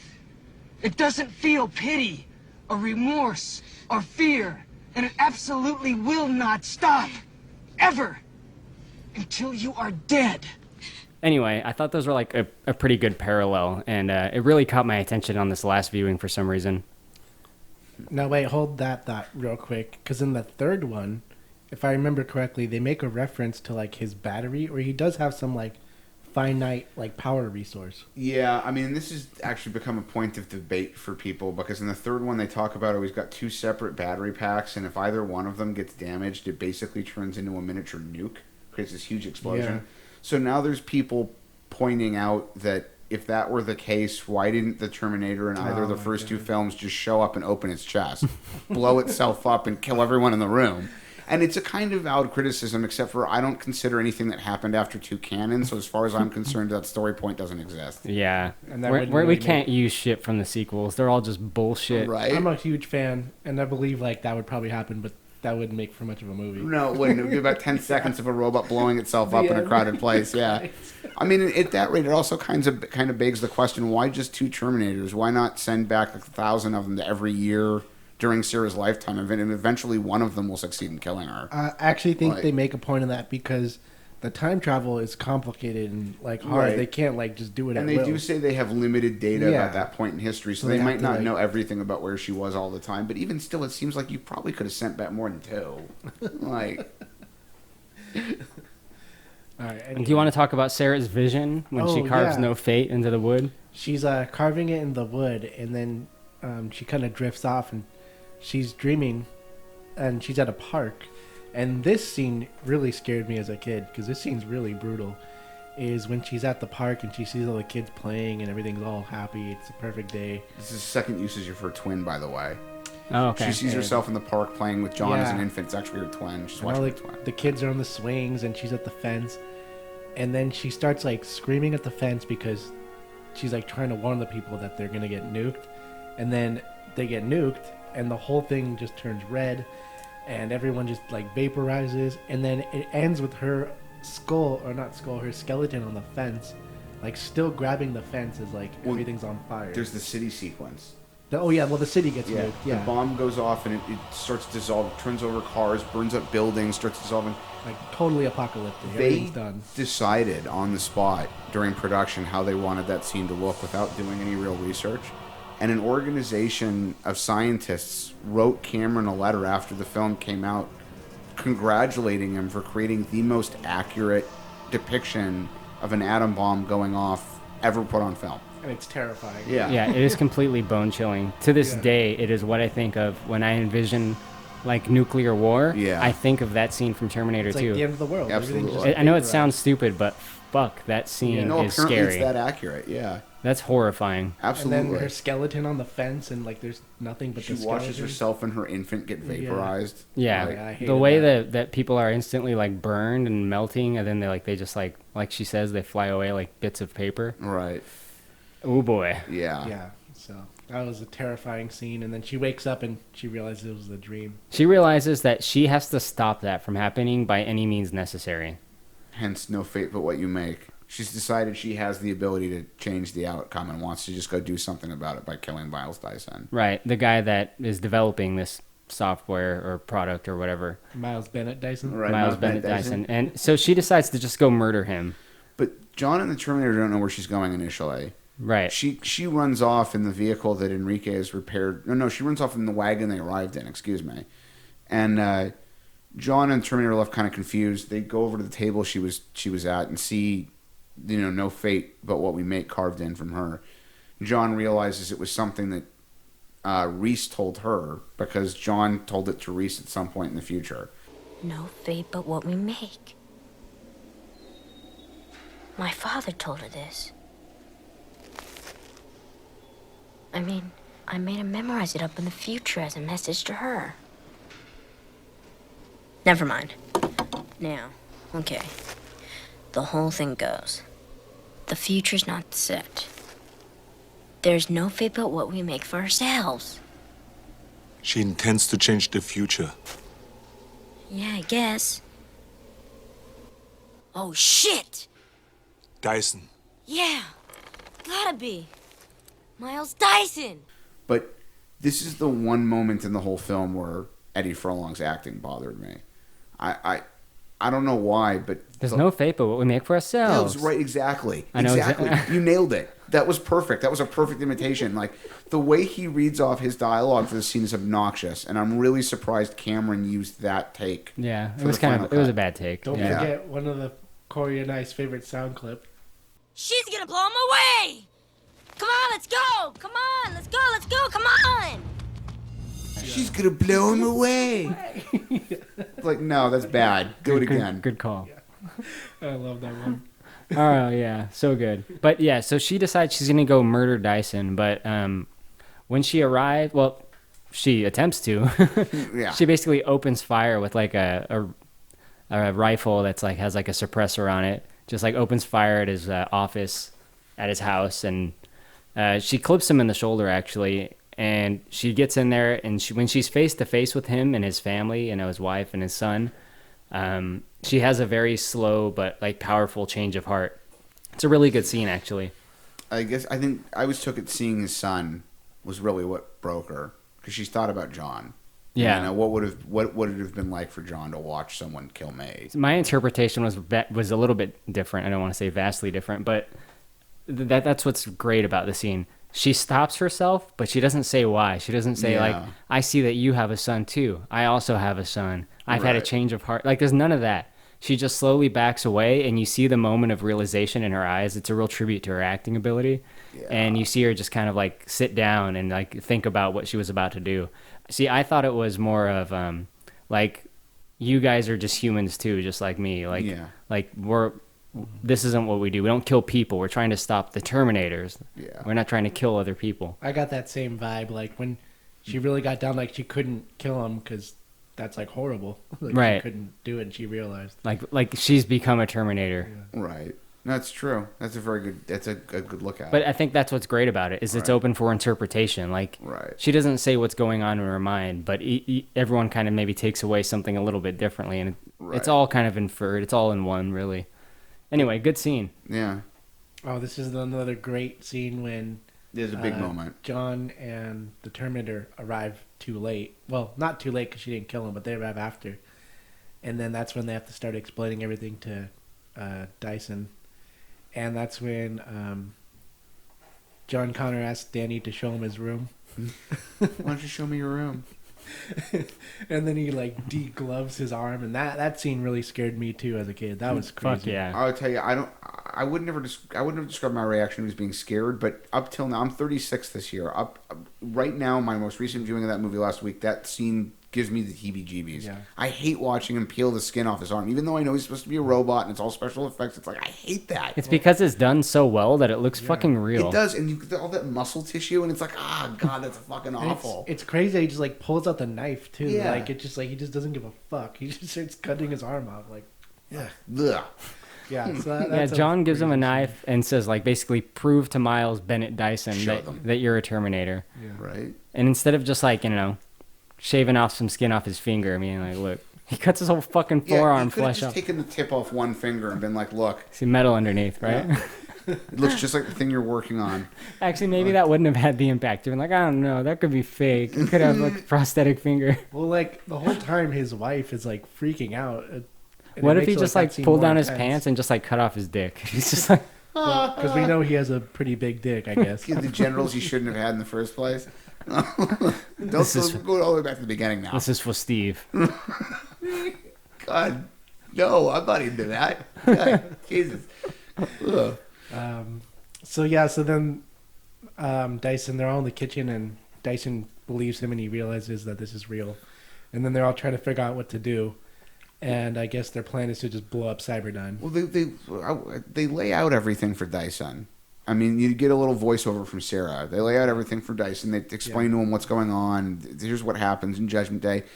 And Dyson's reaction at first is, I feel like I'm going to be sick, rightfully so. It's a nice reaction. I mean, the right reaction. But, you know, then Sarah blows up at him. And I guess it's sort of in character for what her mental state is supposed to be at that point. But Dyson says, you're judging me for things I haven't even done yet. And Sarah's like, oh, you know, this is the way you men are. The men who invented the atom bomb and the men who blah, blah, blah. It's like, this guy didn't know what he was doing. You don't really have the right to be that angry at him. Right. Like, he wasn't trying to create a weepon. Right. He was trying to like automate like planes and stuff like that. Like, and it takes over 2 years from the point that he introduces what he's invented for that stuff to even happen. Like, you don't really reserve the right to be mad at someone for not being psychic. Like, you are literally the only human being on Earth aside from your son who knows this is what happens, and it's in my notes, is that the Cyberdyne eventually starts supplying to the military. Yeah. But that wasn't the intended purpose. Right. So he thinks he's revolutionizing the world of computers and computerized artificial intelligence, and the military ends up using that AI to run planes and weapon systems, and what they create eventually gets scared of the humans turning it off and decides to just remove them from the picture. And like, yeah, it's horrible. You've got every right to be frightened of what's going to happen, but there's no reason for her to be that angry at Dyson. He couldn't have possibly had a fucking clue what he was doing. And he's fully cooperating. Yeah, right? Like, and you just almost killed him, and then had a Terminator peel its arm off in front of him, and his son's in the back. God knows what's happening. Like, his son will never be the same. Right? We still don't know where his daughter is. Yeah. His daughter's been missing for presumably days. Right? You know, so I always thought that bit was like, if I'd been Cameron in that position, I think I would have removed Sarah behaving that way. All right, that's fair. But yeah. Okay. Before all that, though, there is a moment that's in the extended part. Real quick, I'm sorry, but Sarah says, "I love you" to John. Oh, like yeah. when she's like sitting there crying, and John's like trying to comfort her. Like when she decided not to kill Dyson. It kind of like completes, I think, in a way, like her emotional detachment from John as like, no, you're not like a human that is my son. You're this thing that needs to be protected because you're going to be a great military leader. Right. She has this like detachment from him for that reason. But then, you know, it kind of comes back around in that scene. Humanizes their relationship. I'm so confused on what cuts feature what, like Steve mentioned. Because I've seen like all of these, but I don't remember which one it was. And I remember all these scenes, but... Right. This seems like it's just a mess of what has what. Like I only know which ones are in the extended version because I saw the theatrical version so many times. Okay. Well, I mean, I could lay out... That's why I remember that, because I know the theatrical without all that stuff, so anything you say I know has to be in the extended cut because it wasn't in the original one. I could lay out two releases of this film on DVD, 2 on Laserdisc, and at least 1 on Blu-ray, all of which will have slightly different cuts of this film. There's no like ultimate cut or something? What about the comic? The funny part is there was a DVD called The Ultimate Cut, but even it didn't really feature everything unless you knew how to access some of it by special Easter egg. Oh my God. You literally had to know how to enter a code on the menu screen to get to the page where the extra scenes were. Like, that's not ultimate. Right? You know? And there was also an extreme DVD. I mean, that's mega at best. Right? But that's why I was saying, I honestly think if Cameron hadn't had to worry about running time or anything in 91, he would have just left everything in. I don't think anything would have gotten trimmed. But in the years since then, it's like Cameron can't decide which version of the movie he likes the most. It's like sometimes of some scenes. Yeah, like some releases, he's like, you know what, the scene with the T-1000 skimming John's room is worth it. Let's put it in. And other releases, he's like, you know what, I don't like it anymore. Yeah. Like, just pick one. He's turning into George Lucas with Star Wars movies. Fucking. That's what happens when you create a masterpiece, man. Right? Yeah. You made it too good the first time Blade around. Runner. Yeah, absolutely, Blade Runner. Although the final cut of Blade Runner is amazing. Yeah, it is. But actually, the same thing did happen though. They did a director's cut of Blade Runner without Ridley Scott really being involved in '92, and years later he was like, "Yeah, that's not really a director's cut." So yeah, You either die a hero or live long enough to see your movie become the villain, right? But yeah, it's really strange that you can't get one copy of Terminator that's just got everything in it. Yep. Yeah. Anyway, we were at the deciding what to do. So basically, Miles Bennett Dyson, 3 named man, says, all right, I'm going to quit my job. And they're like, not fucking good enough, buddy. Like, how about we go to your office and we destroy everything right now? And he's like, could we do it in the morning? And they're like, no. He's like, I've just been shot. And they're like, shut the fuck up, you big baby. Oh, because he has the arm in the lab. They Right. have to get the arm with And the chip. Yeah. And they have to destroy all the hard drives and everything. Yeah. Yeah, he literally says that. No. So they make a trip over to Cyberdyne, which is kind of like, this is near the end-ish, I guess, but it's a turn in the movie because it's like, okay, Sarah even says this. She says everything was set before, but now we're making up history as we go. Well, this is huge for her because it vindicates the fact that somebody has had that arm the entire time. She's been telling people since 1984 that she snapped the arm off this thing and somebody's got it, and everyone's like, you're fucking crazy. Yeah, not to mention the rest of it. Right? Yeah. Anyway, so they go down to Cyberdyne, and we see Carl working at the front desk as normal. Carl Gibbons. Carl Gibbons. Yep. A boy. And then Miles tries to let him in, but he tells him that he can't have visitors. He needs to register them or whatever. Yeah. Yeah, basically they tie him up and put him in the bathroom. Right. They put him in the men's bathroom and they duct tape him. But what they should have done is put him in the women's bathroom. Right? Then the other dude wouldn't have found him in there. Yep. He would have just been like, well, I guess I'm stuck at the fucking front desk. I guess he quit. Gibbons, you can't leave the front desk like that, man. Yeah. This is how many times I've seen this movie. I know like you did it too with a few, but like I know most of the dialogue from the top of my head. Shit. Right. This is the second time though when they're in Cyberdyne and they're getting in there and stuff starts escalating fast. I believe John uses his Dyson's key card doesn't work anymore. Yeah. So John uses his portfolio again to try to hack the keypad. Yeah. Yeah. What was it called? It was An Atari portfolio. Yeah, he uses his Atari to get in. Yeah. So he tries to hack the keypad kind of like with the ATM. When Gibbons okay, now here's another thing I think is weird. Gibbons finds, or no, the other guy finds Gibbons tied up in the men's room and sets off the alarm. That part makes sense. But when they call the police, they tell the police that the dude from the news is in the building. And Gibbons didn't recognize that dude as the dude from the news. Gibbons did recognize him. He was just low key. He was like, I'm going to play this cool. Do you think so?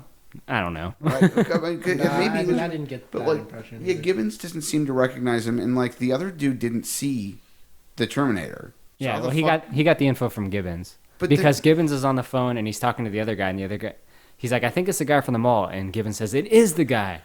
No, but then why didn't you recognize him when you were staring at him? Good question. I don't know. It's just a weird thing. Like this takes, by the way, for anyone listening, this takes over 20 viewings to get to this point that we're at.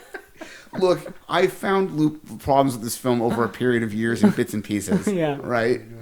Some people got to them faster than I did. It's when you've seen it so many times that you're no longer looking at the thing in the center of the frame. You're looking at things off to the corner just to look for little shit. Right? Like, what am I going to find? Like, why is that coffee cup empty? We're not even done yet. Like, I got more. So, inside Cyberdyne, this is what happens. They destroy all the stuff and they set up C4 explosives to blow up everything that they didn't destroy with an axe. They set off the halon system, which is pretty cool. Yeah, what is that? The Halon system is a fire yeah. suppression system used in anywhere that's got a lot of computer equipment, especially Data centers. Yeah, data centers or laboratory environments, anywhere where you've got a lot of computers with sensitive data on them. Bearing in mind also, this is 91, so stuff's not really getting backed up to big servers the same way it would be now. The idea is basically that with the Halon system, if there's a fire, the room seals itself airtight, and the Halon gets injected into the room, and there's a chemical reaction, and it eats up all the oxygen. And the idea behind the system is if you deprive the entire room of oxygen, the fire's got nothing to burn on, and it just goes out.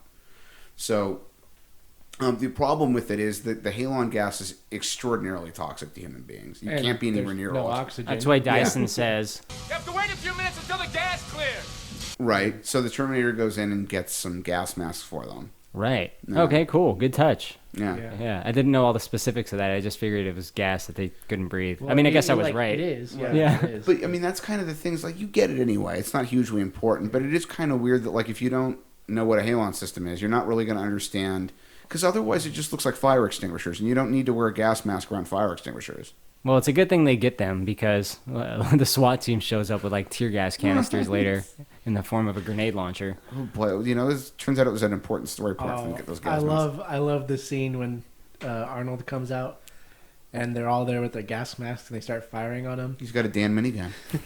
before the minigun. No, you're talking about after the minigun. minigun. But let's talk about right before that, the scene that you're mentioning, because a ton of cops show up. Pretty much every cop in the city, I guess, is here at this point.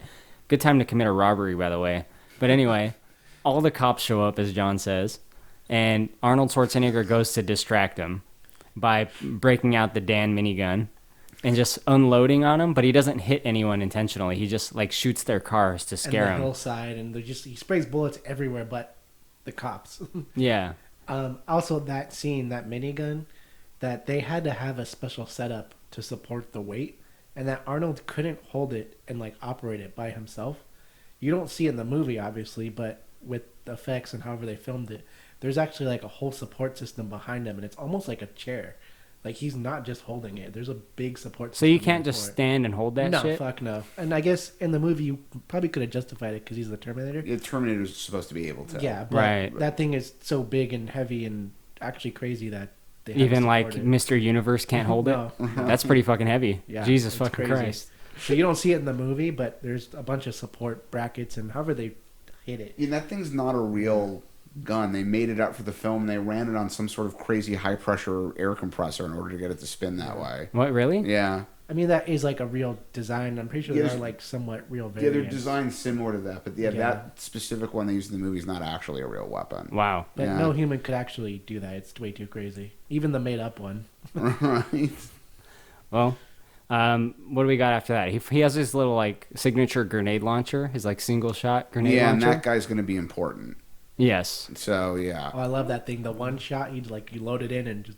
Yeah, that thing's fucking tight, right? I love that thing, dude. The one shot. So he scares the shit out of a bunch of cops, but the SWAT team makes it in the room, and they shoot Dyson probably like 8 times.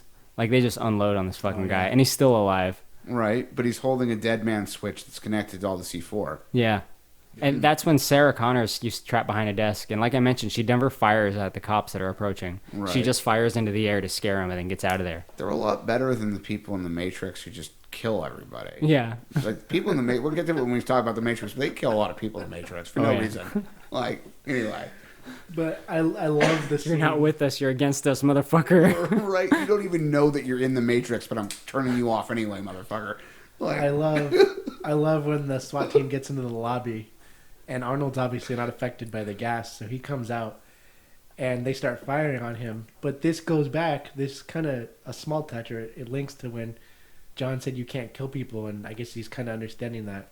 Because he actually fires the tear gas canister back at them, so he doesn't kill anyone, but he just like ruins But he all these shoots guys. at their body. Like the canisters hit them in the chest. I mean, they're wearing body armor and everything, so like I assume like their chest doesn't cave in, but I bet it hurts a lot. Yeah. So I love how Arnold just dispatches his whole SWAT team like nothing. And some of them, he just walks up to him and he just takes off their mask. That's my favorite. He gives one of them like the empty grenade launcher. He's like, "Hold this," and he takes off his mask. Yeah, So I love good. that. So Oh, and this is also the great stunt where the T-1000 shows up to all this on his bike because he has like a cop bike, and in the middle of all this or during this, it shows him going up the flight of stairs on his bike. Like he's in the building. Yeah. He's like going up flights of stairs like on his huge motorcycle. Kawasaki police bike. It's really cool. Only to make the jump from inside the building to the police helicopter. I love how he just drives it out of the building to the helicopter. And he just misses them. He gets to the building just as the Terminator, Sarah and John are leaving. Mm-hmm. So he gets the helicopter in an attempt to follow them. Right.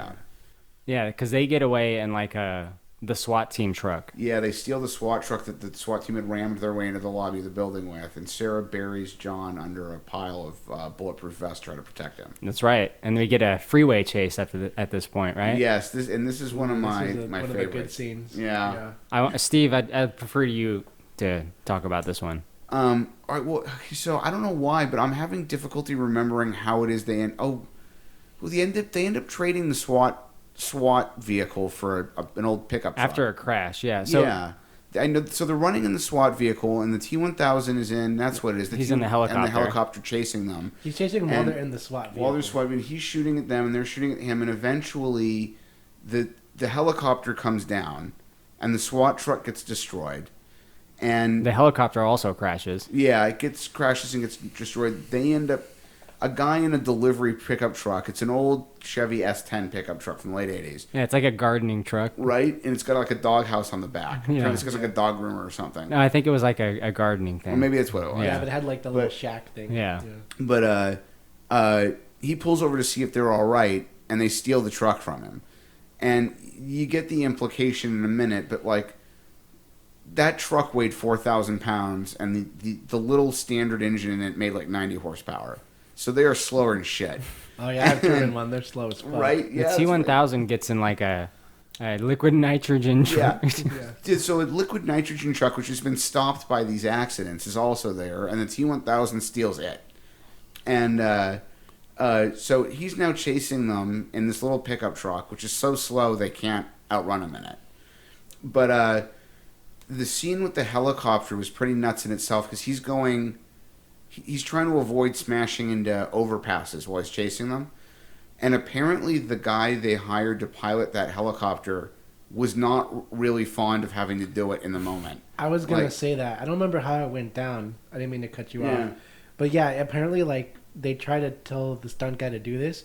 And apparently that's like not an easy thing to do at all. It's super dangerous, actually. If you clip even the tiniest little bit of one of the rotors on a helicopter while it's spinning, you're fucked. You're dead. Oh, yeah. Like immediately. There's nothing you can do about it. Like it's super serious. This is not like so imagine to just try. You've got an overpass that's 14 feet high, and you've got to squeeze a flying helicopter with a spinning rotor underneath it. Like for like this movie stunt. I don't know how the hell they convinced the guy to actually go. James Cameron, motherfucker. Right. The way I heard it is that the first guy who didn't do it, and they had to find some like guy who just like was crazy enough. Right. Or they found some other guys like They found some guy in a bar that's like right.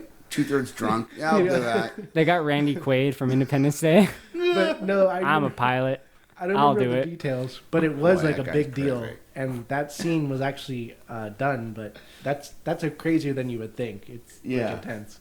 So anyway, so they're being chased now in their little pickup truck by this liquid nitrogen truck, and they end up escaping to the outside of what I believe is a steel foundry. Yes. Yeah. Now, on their way up to this, I just want to talk about this before they get into the steel foundry. Right. Arnold Schwarzenegger, he's driving, but he has Sarah take over the driving. He climbs on top of the truck and then onto the T-1000's truck. There's a really good move I like where he's like kneeling on the hood and he just like blasts him in the face with a shotgun. Right, and then he grabs the steering wheel and jackknifes it. Yeah, that's when he has the rifle and he just like he kneels on the windshield and just like sprays into. Yeah, that's right. Yeah. It's a rifle. Yeah, he just sprays into it. It's such a good looking scene. Because he's on one knee and he's just unloading onto him. It's like it's got like an AR-15 or something. And wow, I love that scene. It's such a good moment. And then you see the T-1000 just getting like riddled. Right, or maybe it's an Uzi, but yeah, whatever. No, it's like a rifle. It's like an M416 or something. No, dude, it was something that could shoot off like 3 rounds a second. All M14s aren't that fast. It was way shorter than that. It was a little. But no, it was. You guys can discuss this at the NRA meeting after the podcast. All right. Anyways. So they get into the steel foundry and basically crash the liquid nitrogen truck, and all the workers leave. They make that apparent straight away. Everyone that works there is the fuck out, which is good for the story. Yeah. So the liquid nitrogen truck crashes, and the T-1000 starts walking out, but he gets like frozen in it slowly, and actually looks really good because. Oh yeah, I love that scene too. First, you just see the smoke around him, then you start to see him like get kind of like blue and stiff, and then like his legs start breaking off as he's walking. It's so good. Yeah. Right. Like the slow realization of what's happening, because at first he doesn't care, and then like you say, he gets slower, and he sees himself start freezing, and then he gets stuck in like a fixed position. You get the famous line. Hasta la vista, baby. And the Terminator shoots him and blows him up. into 1,000 million pieces. It's another instance of a really great effect when he thaws out and the little pools of metal all come back together and reform into him. Mm-hmm. But there's also a slight side there. While he's frozen, they use the opportunity to try to put some distance between themselves and him. And Arnold grabs the last exploding shell for the grenade gun out of the pickup truck bag, which he dropped earlier. And that's going to be important. He needs that round. That's the last one. Yeah. But when the T-1000 thaws and forms back together, we can see now, I guess the stress of being blown apart like that so many times has started to make him malfunction. Yeah, I always assumed, well, since I saw it when I was a teenager, this version, I assumed that he's malfunctioning because of the liquid nitrogen fucked him up. Right. Yeah, something like that. That's in the extended cut, though, isn't it? Yeah. Yeah, only. Right. Yeah. And there's one part where you were talking about this earlier, he touches his hand to a pole that's got black and yellow. And it, like, goes to his hand. And his hand mimics it, and then he steps on diamond plate, and his Yeah. foot mimics it. Yeah. Yeah. He's having a little trouble controlling his shifting. Yeah. But those scenes are only in the extended cut, because you didn't see that in the normal one, which... Yeah. That was actually probably, like you said, that should have been in the movie. There should really be one where they show everything. I mean, I can see why it was cut out, because the fact that he's malfunctioning serves no purpose to the plot. That's the problem. It's kind of irrelevant. It's just like, here's a moment where he freaks out, but otherwise... Yeah. It doesn't affect the plot in any way. Right. Alan, do you want to run us through the foundry scene? Yeah, so he recompiles, or he thaws out, and he comes back, and they're still running for him. And then this is where... the T-1000 poses as Sarah, and I think Steve's probably going to say they used her twin again. Remember when he? For that scene, I'm not sure whether or not they used her. I think they did. I'm pretty sure they did. Yeah. So he's calling out for John, or she's calling out for John, and we don't know it's a T-1000 yet, but he's like, John, where are you? And then that's when John comes, and then he figures out that it's not really Sarah, because Sarah tells John to get down, or she tells him to run or something. No, I think the T-1000 fights with the Terminator before he mimics Yeah, Sarah. they do have a hand-to-hand scene, which is yeah. pretty good. T-1000 basically just wrecks him, though. Well, and it's actually super important because, and I'll explain why in a minute, but Terminator loses one of his arms in that fight. Yes. He gets it crunched off in the gearing of one of the Foundry's pieces of equipment, kind of mimicking the moment where the original Terminator lost an arm in the press in the first film. Keep that arm in mind. Oh, shit. Yeah. All right. Anyway, so yeah, he has a little bit of a face-off with the Terminator, and he leaves him there. He doesn't finish him off yet. So that actually happens a few minutes later. So, well, he doesn't do like the pull through the chest yet. He does that a little bit later, because the Terminator comes back at him, and then they have a further hand-to-hand. That's when he does the thing where he like punches him, and his fist goes to his head, and then it turns into his hands. Oh, yeah. Eventually, the T-1000 fucks him up, gets him pinned down on the floor, and he jams that spike through him. That giant like press thing to like smash his head. Or he smashes his head. Yeah. Or that ram thing, he like smashes him. And while the T-1000 is down, with the last time he jams that pole through him, you see like the electricity come out of him, which means like it's dead. And you know that from the first one. Right. Because that's what happened when the first one died. You see all the like electricity, like the time travel sparks like come out of him. You see the computer display like shut off, or it's not functioning, and then just like blacks out. On his eye. Yeah. So it seems like he's dead, but I mean they like 2 minutes later it shows that he repowers back on. Like he uses reserve power. Totally unexplained. But that's okay, whatever. Yeah. He's got a little bit of life left. So this is where he poses as Sarah now. Yeah, that's when all that stuff that you just described goes down. And Sarah Connor has the T-1000 like at the edge of, what is that shit that he falls into? It's a vat of molten steel. Yeah, so he has him at the edge of the molten steel. She's shooting him with the shotgun. He takes a step back. He's almost at it. Takes a step back, but she runs out of ammo. Right, and the whole, really, the mimicking is kind of a setup to get the T-1000 to that position. Because the T-1000, well, the T-1000 actually encounters Sarah and tries to get her to tell him where John is. And she won't do it. And the T-1000 puts the long metal sliver through her shoulder to try to convince her. Call out to John. Right. Call out to John. Call to John now. Right? They don't show you exactly how that confrontation ends, because it cuts from there to now the T-1000 is mimicking Sarah. They don't want to show you how that scene ends because they don't want you to know whether or not Sarah's come out of it. Oh. And, yeah, you're right. So then it cuts to the T-1000 mimicking Sarah, and that's what takes the T-1000 to the platform above the molten vat of steel. And John shows up thinking that's his mother. And then it turns out Sarah must have just gone unconscious or something, because she appears from behind John to say, "That's not me, get out of the way, I'm going to kill it." Yes. But she runs out of ammo just before it happens. But she's managed to get the T-1000 to the point where he's up against, like you say, he's up against the edge. He's inches from falling into this vat of molten steel. Did anyone else have the same thought as me? Like, she should just run at him and tackle him in? No. Just go down with him? I'm not going to lie. I didn't think that. No, it never occurred to me. I had that thought in the last viewing. Like, she's, it's not John that's going to die, it would be her. But Right. yeah, she should have just ran, just boom, tackled him in. What just occurred to me now, though, is what Steve was mentioning, is why didn't he kill Sarah after she called out for John? I have no idea. Yeah, it's really weird. Like, they don't that was part of his explain. point, right? He's supposed to kill him. Right? Yeah, she's one of his goals. Yeah. Like, they don't show you. I mean, did she pass out? Did he think she was dead? Like, why did he leave her alive to go then? If he hadn't left Sarah alive, she wouldn't have been able to show up to tell John, "That's not He me." should have made her call for John and then kill her, and then he could have killed John. Right? Or just killed her and then mimicked her. Yeah. You know. So I don't know. It doesn't really make any sense in that context that he left her alive. That's all right, I guess. Yeah. So we get the part where Arnold Schwarzenegger shows back up. He's not powered down after all. He kind of like rolls up on a conveyor belt. And he's only got one arm. On like a gear, he's only got one arm. The gear, the turning. Yeah, that's mechanism. right. Yeah, it pulls him up. Yeah. And he fires a grenade launcher at the T-1000. It explodes while in his stomach, and we get like a pretty cool effect of him like all fucked up and like dismembered and stuff. Yeah. He's all like all twisted up and bent around. I mean, it looks great. I think it looks really cool. And he's like, you hear his like true sound, which is like this like screeching sound.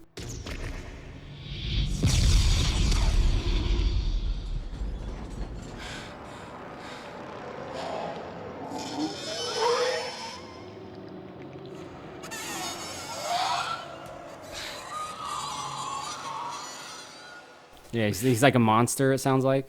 This is another really cool ILM effect. That moment where he's melting and he turns into all the various people that he's replicated. Oh, you mean after he falls in? Oh, yeah. Yeah, absolutely. Well, he falls in and then that happens. Right.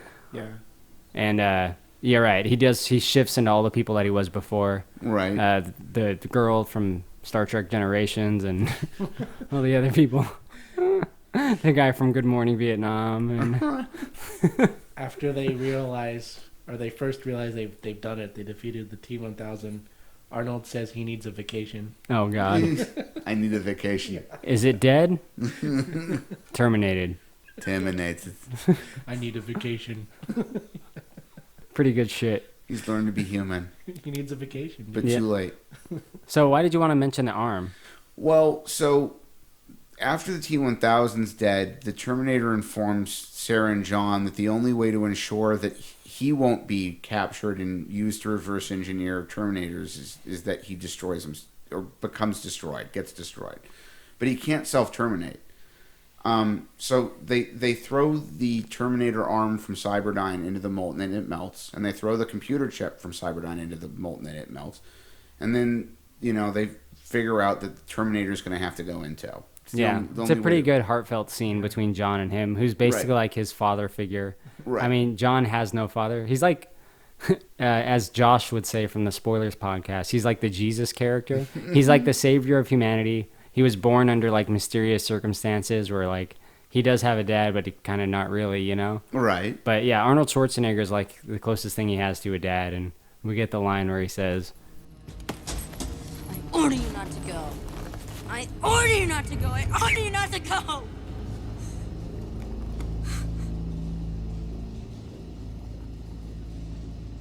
I know now why you cry. But it's something I can never do. And, you know, this is the moment where it's obvious that this is one case where John can't order the Terminator to do what he wants. He's going to destroy himself. But the arm that the Terminator left behind from his fight with the T-1000 never goes into the molten. It gets left where it was. You're right. And a lot of people, myself included, feel that what this signifies is that there's no way to get out of Judgment Day. All they've done is change the manner in which it's going to happen. Like, no matter what, something's going to lead to Terminator. you can't have all this time travel shit and not come out the other side with the Judgment Day, is what you're saying? Yeah, it's unavoidable. And That's the premise of number 3. Yeah, I mean, exactly. They really did it number 3, too, is like the stuff we did in 3, I mean, in 2, you know, before, didn't really stop Judgment Day. It just delayed it. Now, they missed the opportunity to include the arm from 2. That would have been Way maybe an acceptable time. I don't like the idea that's like, oh, it's just a throwaway line in Terminator 3. Judgment Day is inevitable. Why, though? Like, insert the why, though meme here. Like, right. And or keep going. But you know, it's like the beauty of the way 2 ends. We're not quite at the absolute end, but the beauty of the way 2 ends is it didn't really necessitate any sequels. But at the same time, like, here's this piece that gets left behind. You end it the same way up to a point. You end the second one the same way you ended the first. Is like, here's this part that gets left. It's still there. Someone's gonna find it. Yeah. I've never thought about that until right now. I never thought about the leftover arm either. Yeah, but I never thought about that till you mentioned that. I think your fanfic for 3 would probably be better than the actual 3 we got. Yeah. Because that is never brought up, and it really should be. Right. Oddly enough, they're not related at all, but the Time Machine with Guy Pearce. Oh, yeah. I know they're not the same movie, but in that movie, something somewhat similar happens in the beginning, which I remembered, is that when he invents the Time Machine, he first invents it to save his like fiance who got into an accident. Yeah. But as he goes back in time, she still dies every time, even if it's a slightly different way, and he realizes that like he can't stop that even with the time travel. Yeah, and which sounds kind of similar to this. Right, and it kind of busts the whole idea of no fate but what we make, because in that case, that's not true. Fate is fate. Doesn't matter what you do; it's going to end up happening. Even with the time travel, and he realized that in the Time Machine movie, and it sounds similar to this. Except for, I mean, I guess the only way you could interpret it and have it still be true is, okay, sure, you altered fate in the sense that you changed what the lead up to it happening was going to be. Like, you know, you made your fate a little bit different than it would have been. But ultimately, like, the thing you were trying to avoid is going to happen regardless. Wow. Well, they really took the idea that Judgment Day is going to happen anyway and ran with it. And they created 3 really shitty movies, one after the other. Terminator 3, 4, and 5. All terrible. Can all just disappear. In fact, I especially don't like 5. The 5th one. Oh, yeah, it's the worst one. Yeah, I really don't like that movie. I mean, and the 2 that preceded it were really, really stupid. So, I mean, it's an accomplishment. I think 4 might be the worst, but there's just some things that really piss me off about 5. I'm sorry, go ahead, Alan. Oh, no, I didn't mean to cut you off. Is it Jason Clarke? His character, what model is he supposed to be? He's the like John Connor model? Yeah, he's like the T-6000 or something, or he's like some Uber one. Yeah. It's like nanobots. Or, hey, I'm the T1 zillion. I'm the T1 zillion and 1. I just decided the smart thing to do would be become a robot. Like, so dumb. I mean, in fact, you know, in light of our conversation here about the leftover arm, as shitty as it was implemented, that might be the only part that actually makes any sense in a weird way. Because, I mean, at that point, what you're getting is basically John saying, no, you don't get it. This is unavoidable. Like, we can never make it not happen. So I'm just going to buy in and be part of it. Yep. You know? Yeah. Well, that was Terminator 2. Was there anything else that we missed at the end of that? I'm sure we could go back and do the whole thing over again and find extra stuff to say. Maybe this time I could record in stereo because I fucked this one up. I'll fix it in post, but we'll see. How many directors have said that? Oh, God. I've become George Lucas. Right. No, you haven't done Jar Jar yet. This is our new podcasting pal. Fucking Lar. Fuck. I'm done. I'm out.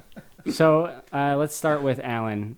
On any rating scale you want, what do you give Terminator 2 Judgment Day? I give it 9 out of 10 T800s. I love this movie. It's my top 3. I want to say maybe second. It's probably like my second favorite movie. But yeah, I mean, everything about it's great. It's timeless. Even the effects, I can't imagine. Well, I can because I was there, but the effects are great now. But even back then, it must have been 20 times more crazy. And yeah, there's a lot of small stuff we can nitpick, but that's what happens when you watch a movie like 30 times. And Alan's favorite movie is Showgirls. So. Oh yeah, so That one- Showgirls and then Terminator 2. 10 out of 10 for that one. Right. But yeah, I love it. The action is perfect. I love Robert Patrick as the T-1000 because he's so menacing. And the way he just runs and he's just stone cold. And like you said, I love the small lines he has. He does them perfectly because, yeah, the lines are perfect from Robert Patrick. And it's just a great movie. It's iconic. All right, Steve, what about you? I'm going to give it 9 out of 10 endoskeletons. I mean, clearly there was a lot here for me to nitpick. And if you're looking, you'll find stuff. And certainly some of these were things that I picked up on my first or second viewing. But you made a valid point. Like, a lot of this is stuff that took 20 plus years of me repetitively watching this film before it really bothered me or I noticed it. And, like, that's pretty damn good. Like, if you can watch a movie 42 times over a period of 20 years before you start noticing these problems, like, that's a pretty damn good metric. And it's still, frankly, in my opinion, the best Terminator movie that's ever been made. This first one's awesome. This one's better. Like, the casting was great. The acting was largely great. The practical effects were awesome. The CG was perfect. It's super entertaining. It's an absolute icon. I mean, hence the reason it's been issued on home video like 60 separate times. So yeah, I'll go 9 out of 10 endoskeletons. Well, I agree with you guys. This is a really great film. I'm going to give it 9.5 out of 10 mimetic polyalloys. I mean, Steve, you took the words right out of my mouth. Everything you just said. It's a great script. It's one of the best sequels ever made. Yeah. It's one of the best action movies ever made. Has some of the best practical effects I've ever seen in a movie. It has really great acting, even from Arnold Schwarzenegger, who isn't necessarily known for his acting ability, but is really good in this for what he's playing, and with the just the small facial things that he does. It's really good, man. James Cameron movies. Some people like them, some people hate them. I like most of his movies, I'd say, and I like this one. And it really makes me sad that all the Terminator movies that came after this are bad, and the next one's going to be bad too, most likely. But that's what happens, man. Yeah. Anyway, yeah, I liked it. It's a good thing. We talked for a long time. This is our longest episode so far. Of course, though, Terminator 2 is going to be really long.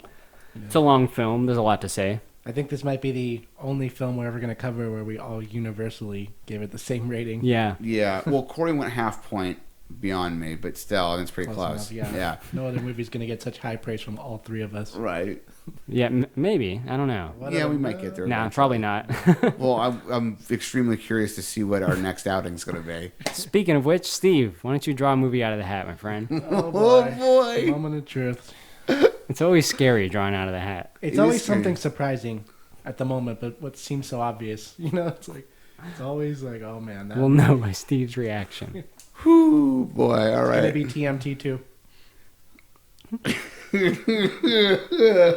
Welcome to Earth, motherfuckers. Oh, no. Independence Day? We're doing Independence Day. That's what I'm going to talk a lot of shit about, guys. I made an Independence Day reference in this podcast. You did. All right, you know, I'm excited about that one. I saw that one, and we're not getting into it. I think that's going to be almost like another Con Air one.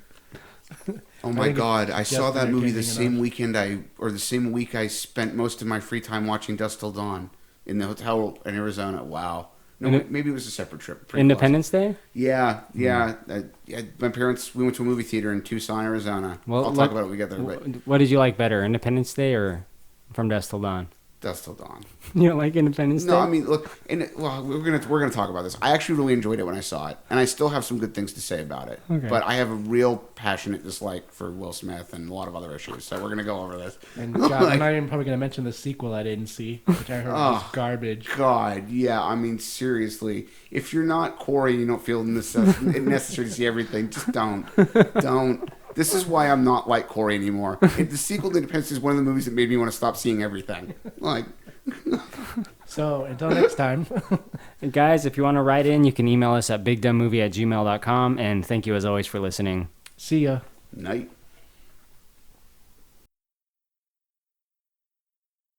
The Galleria?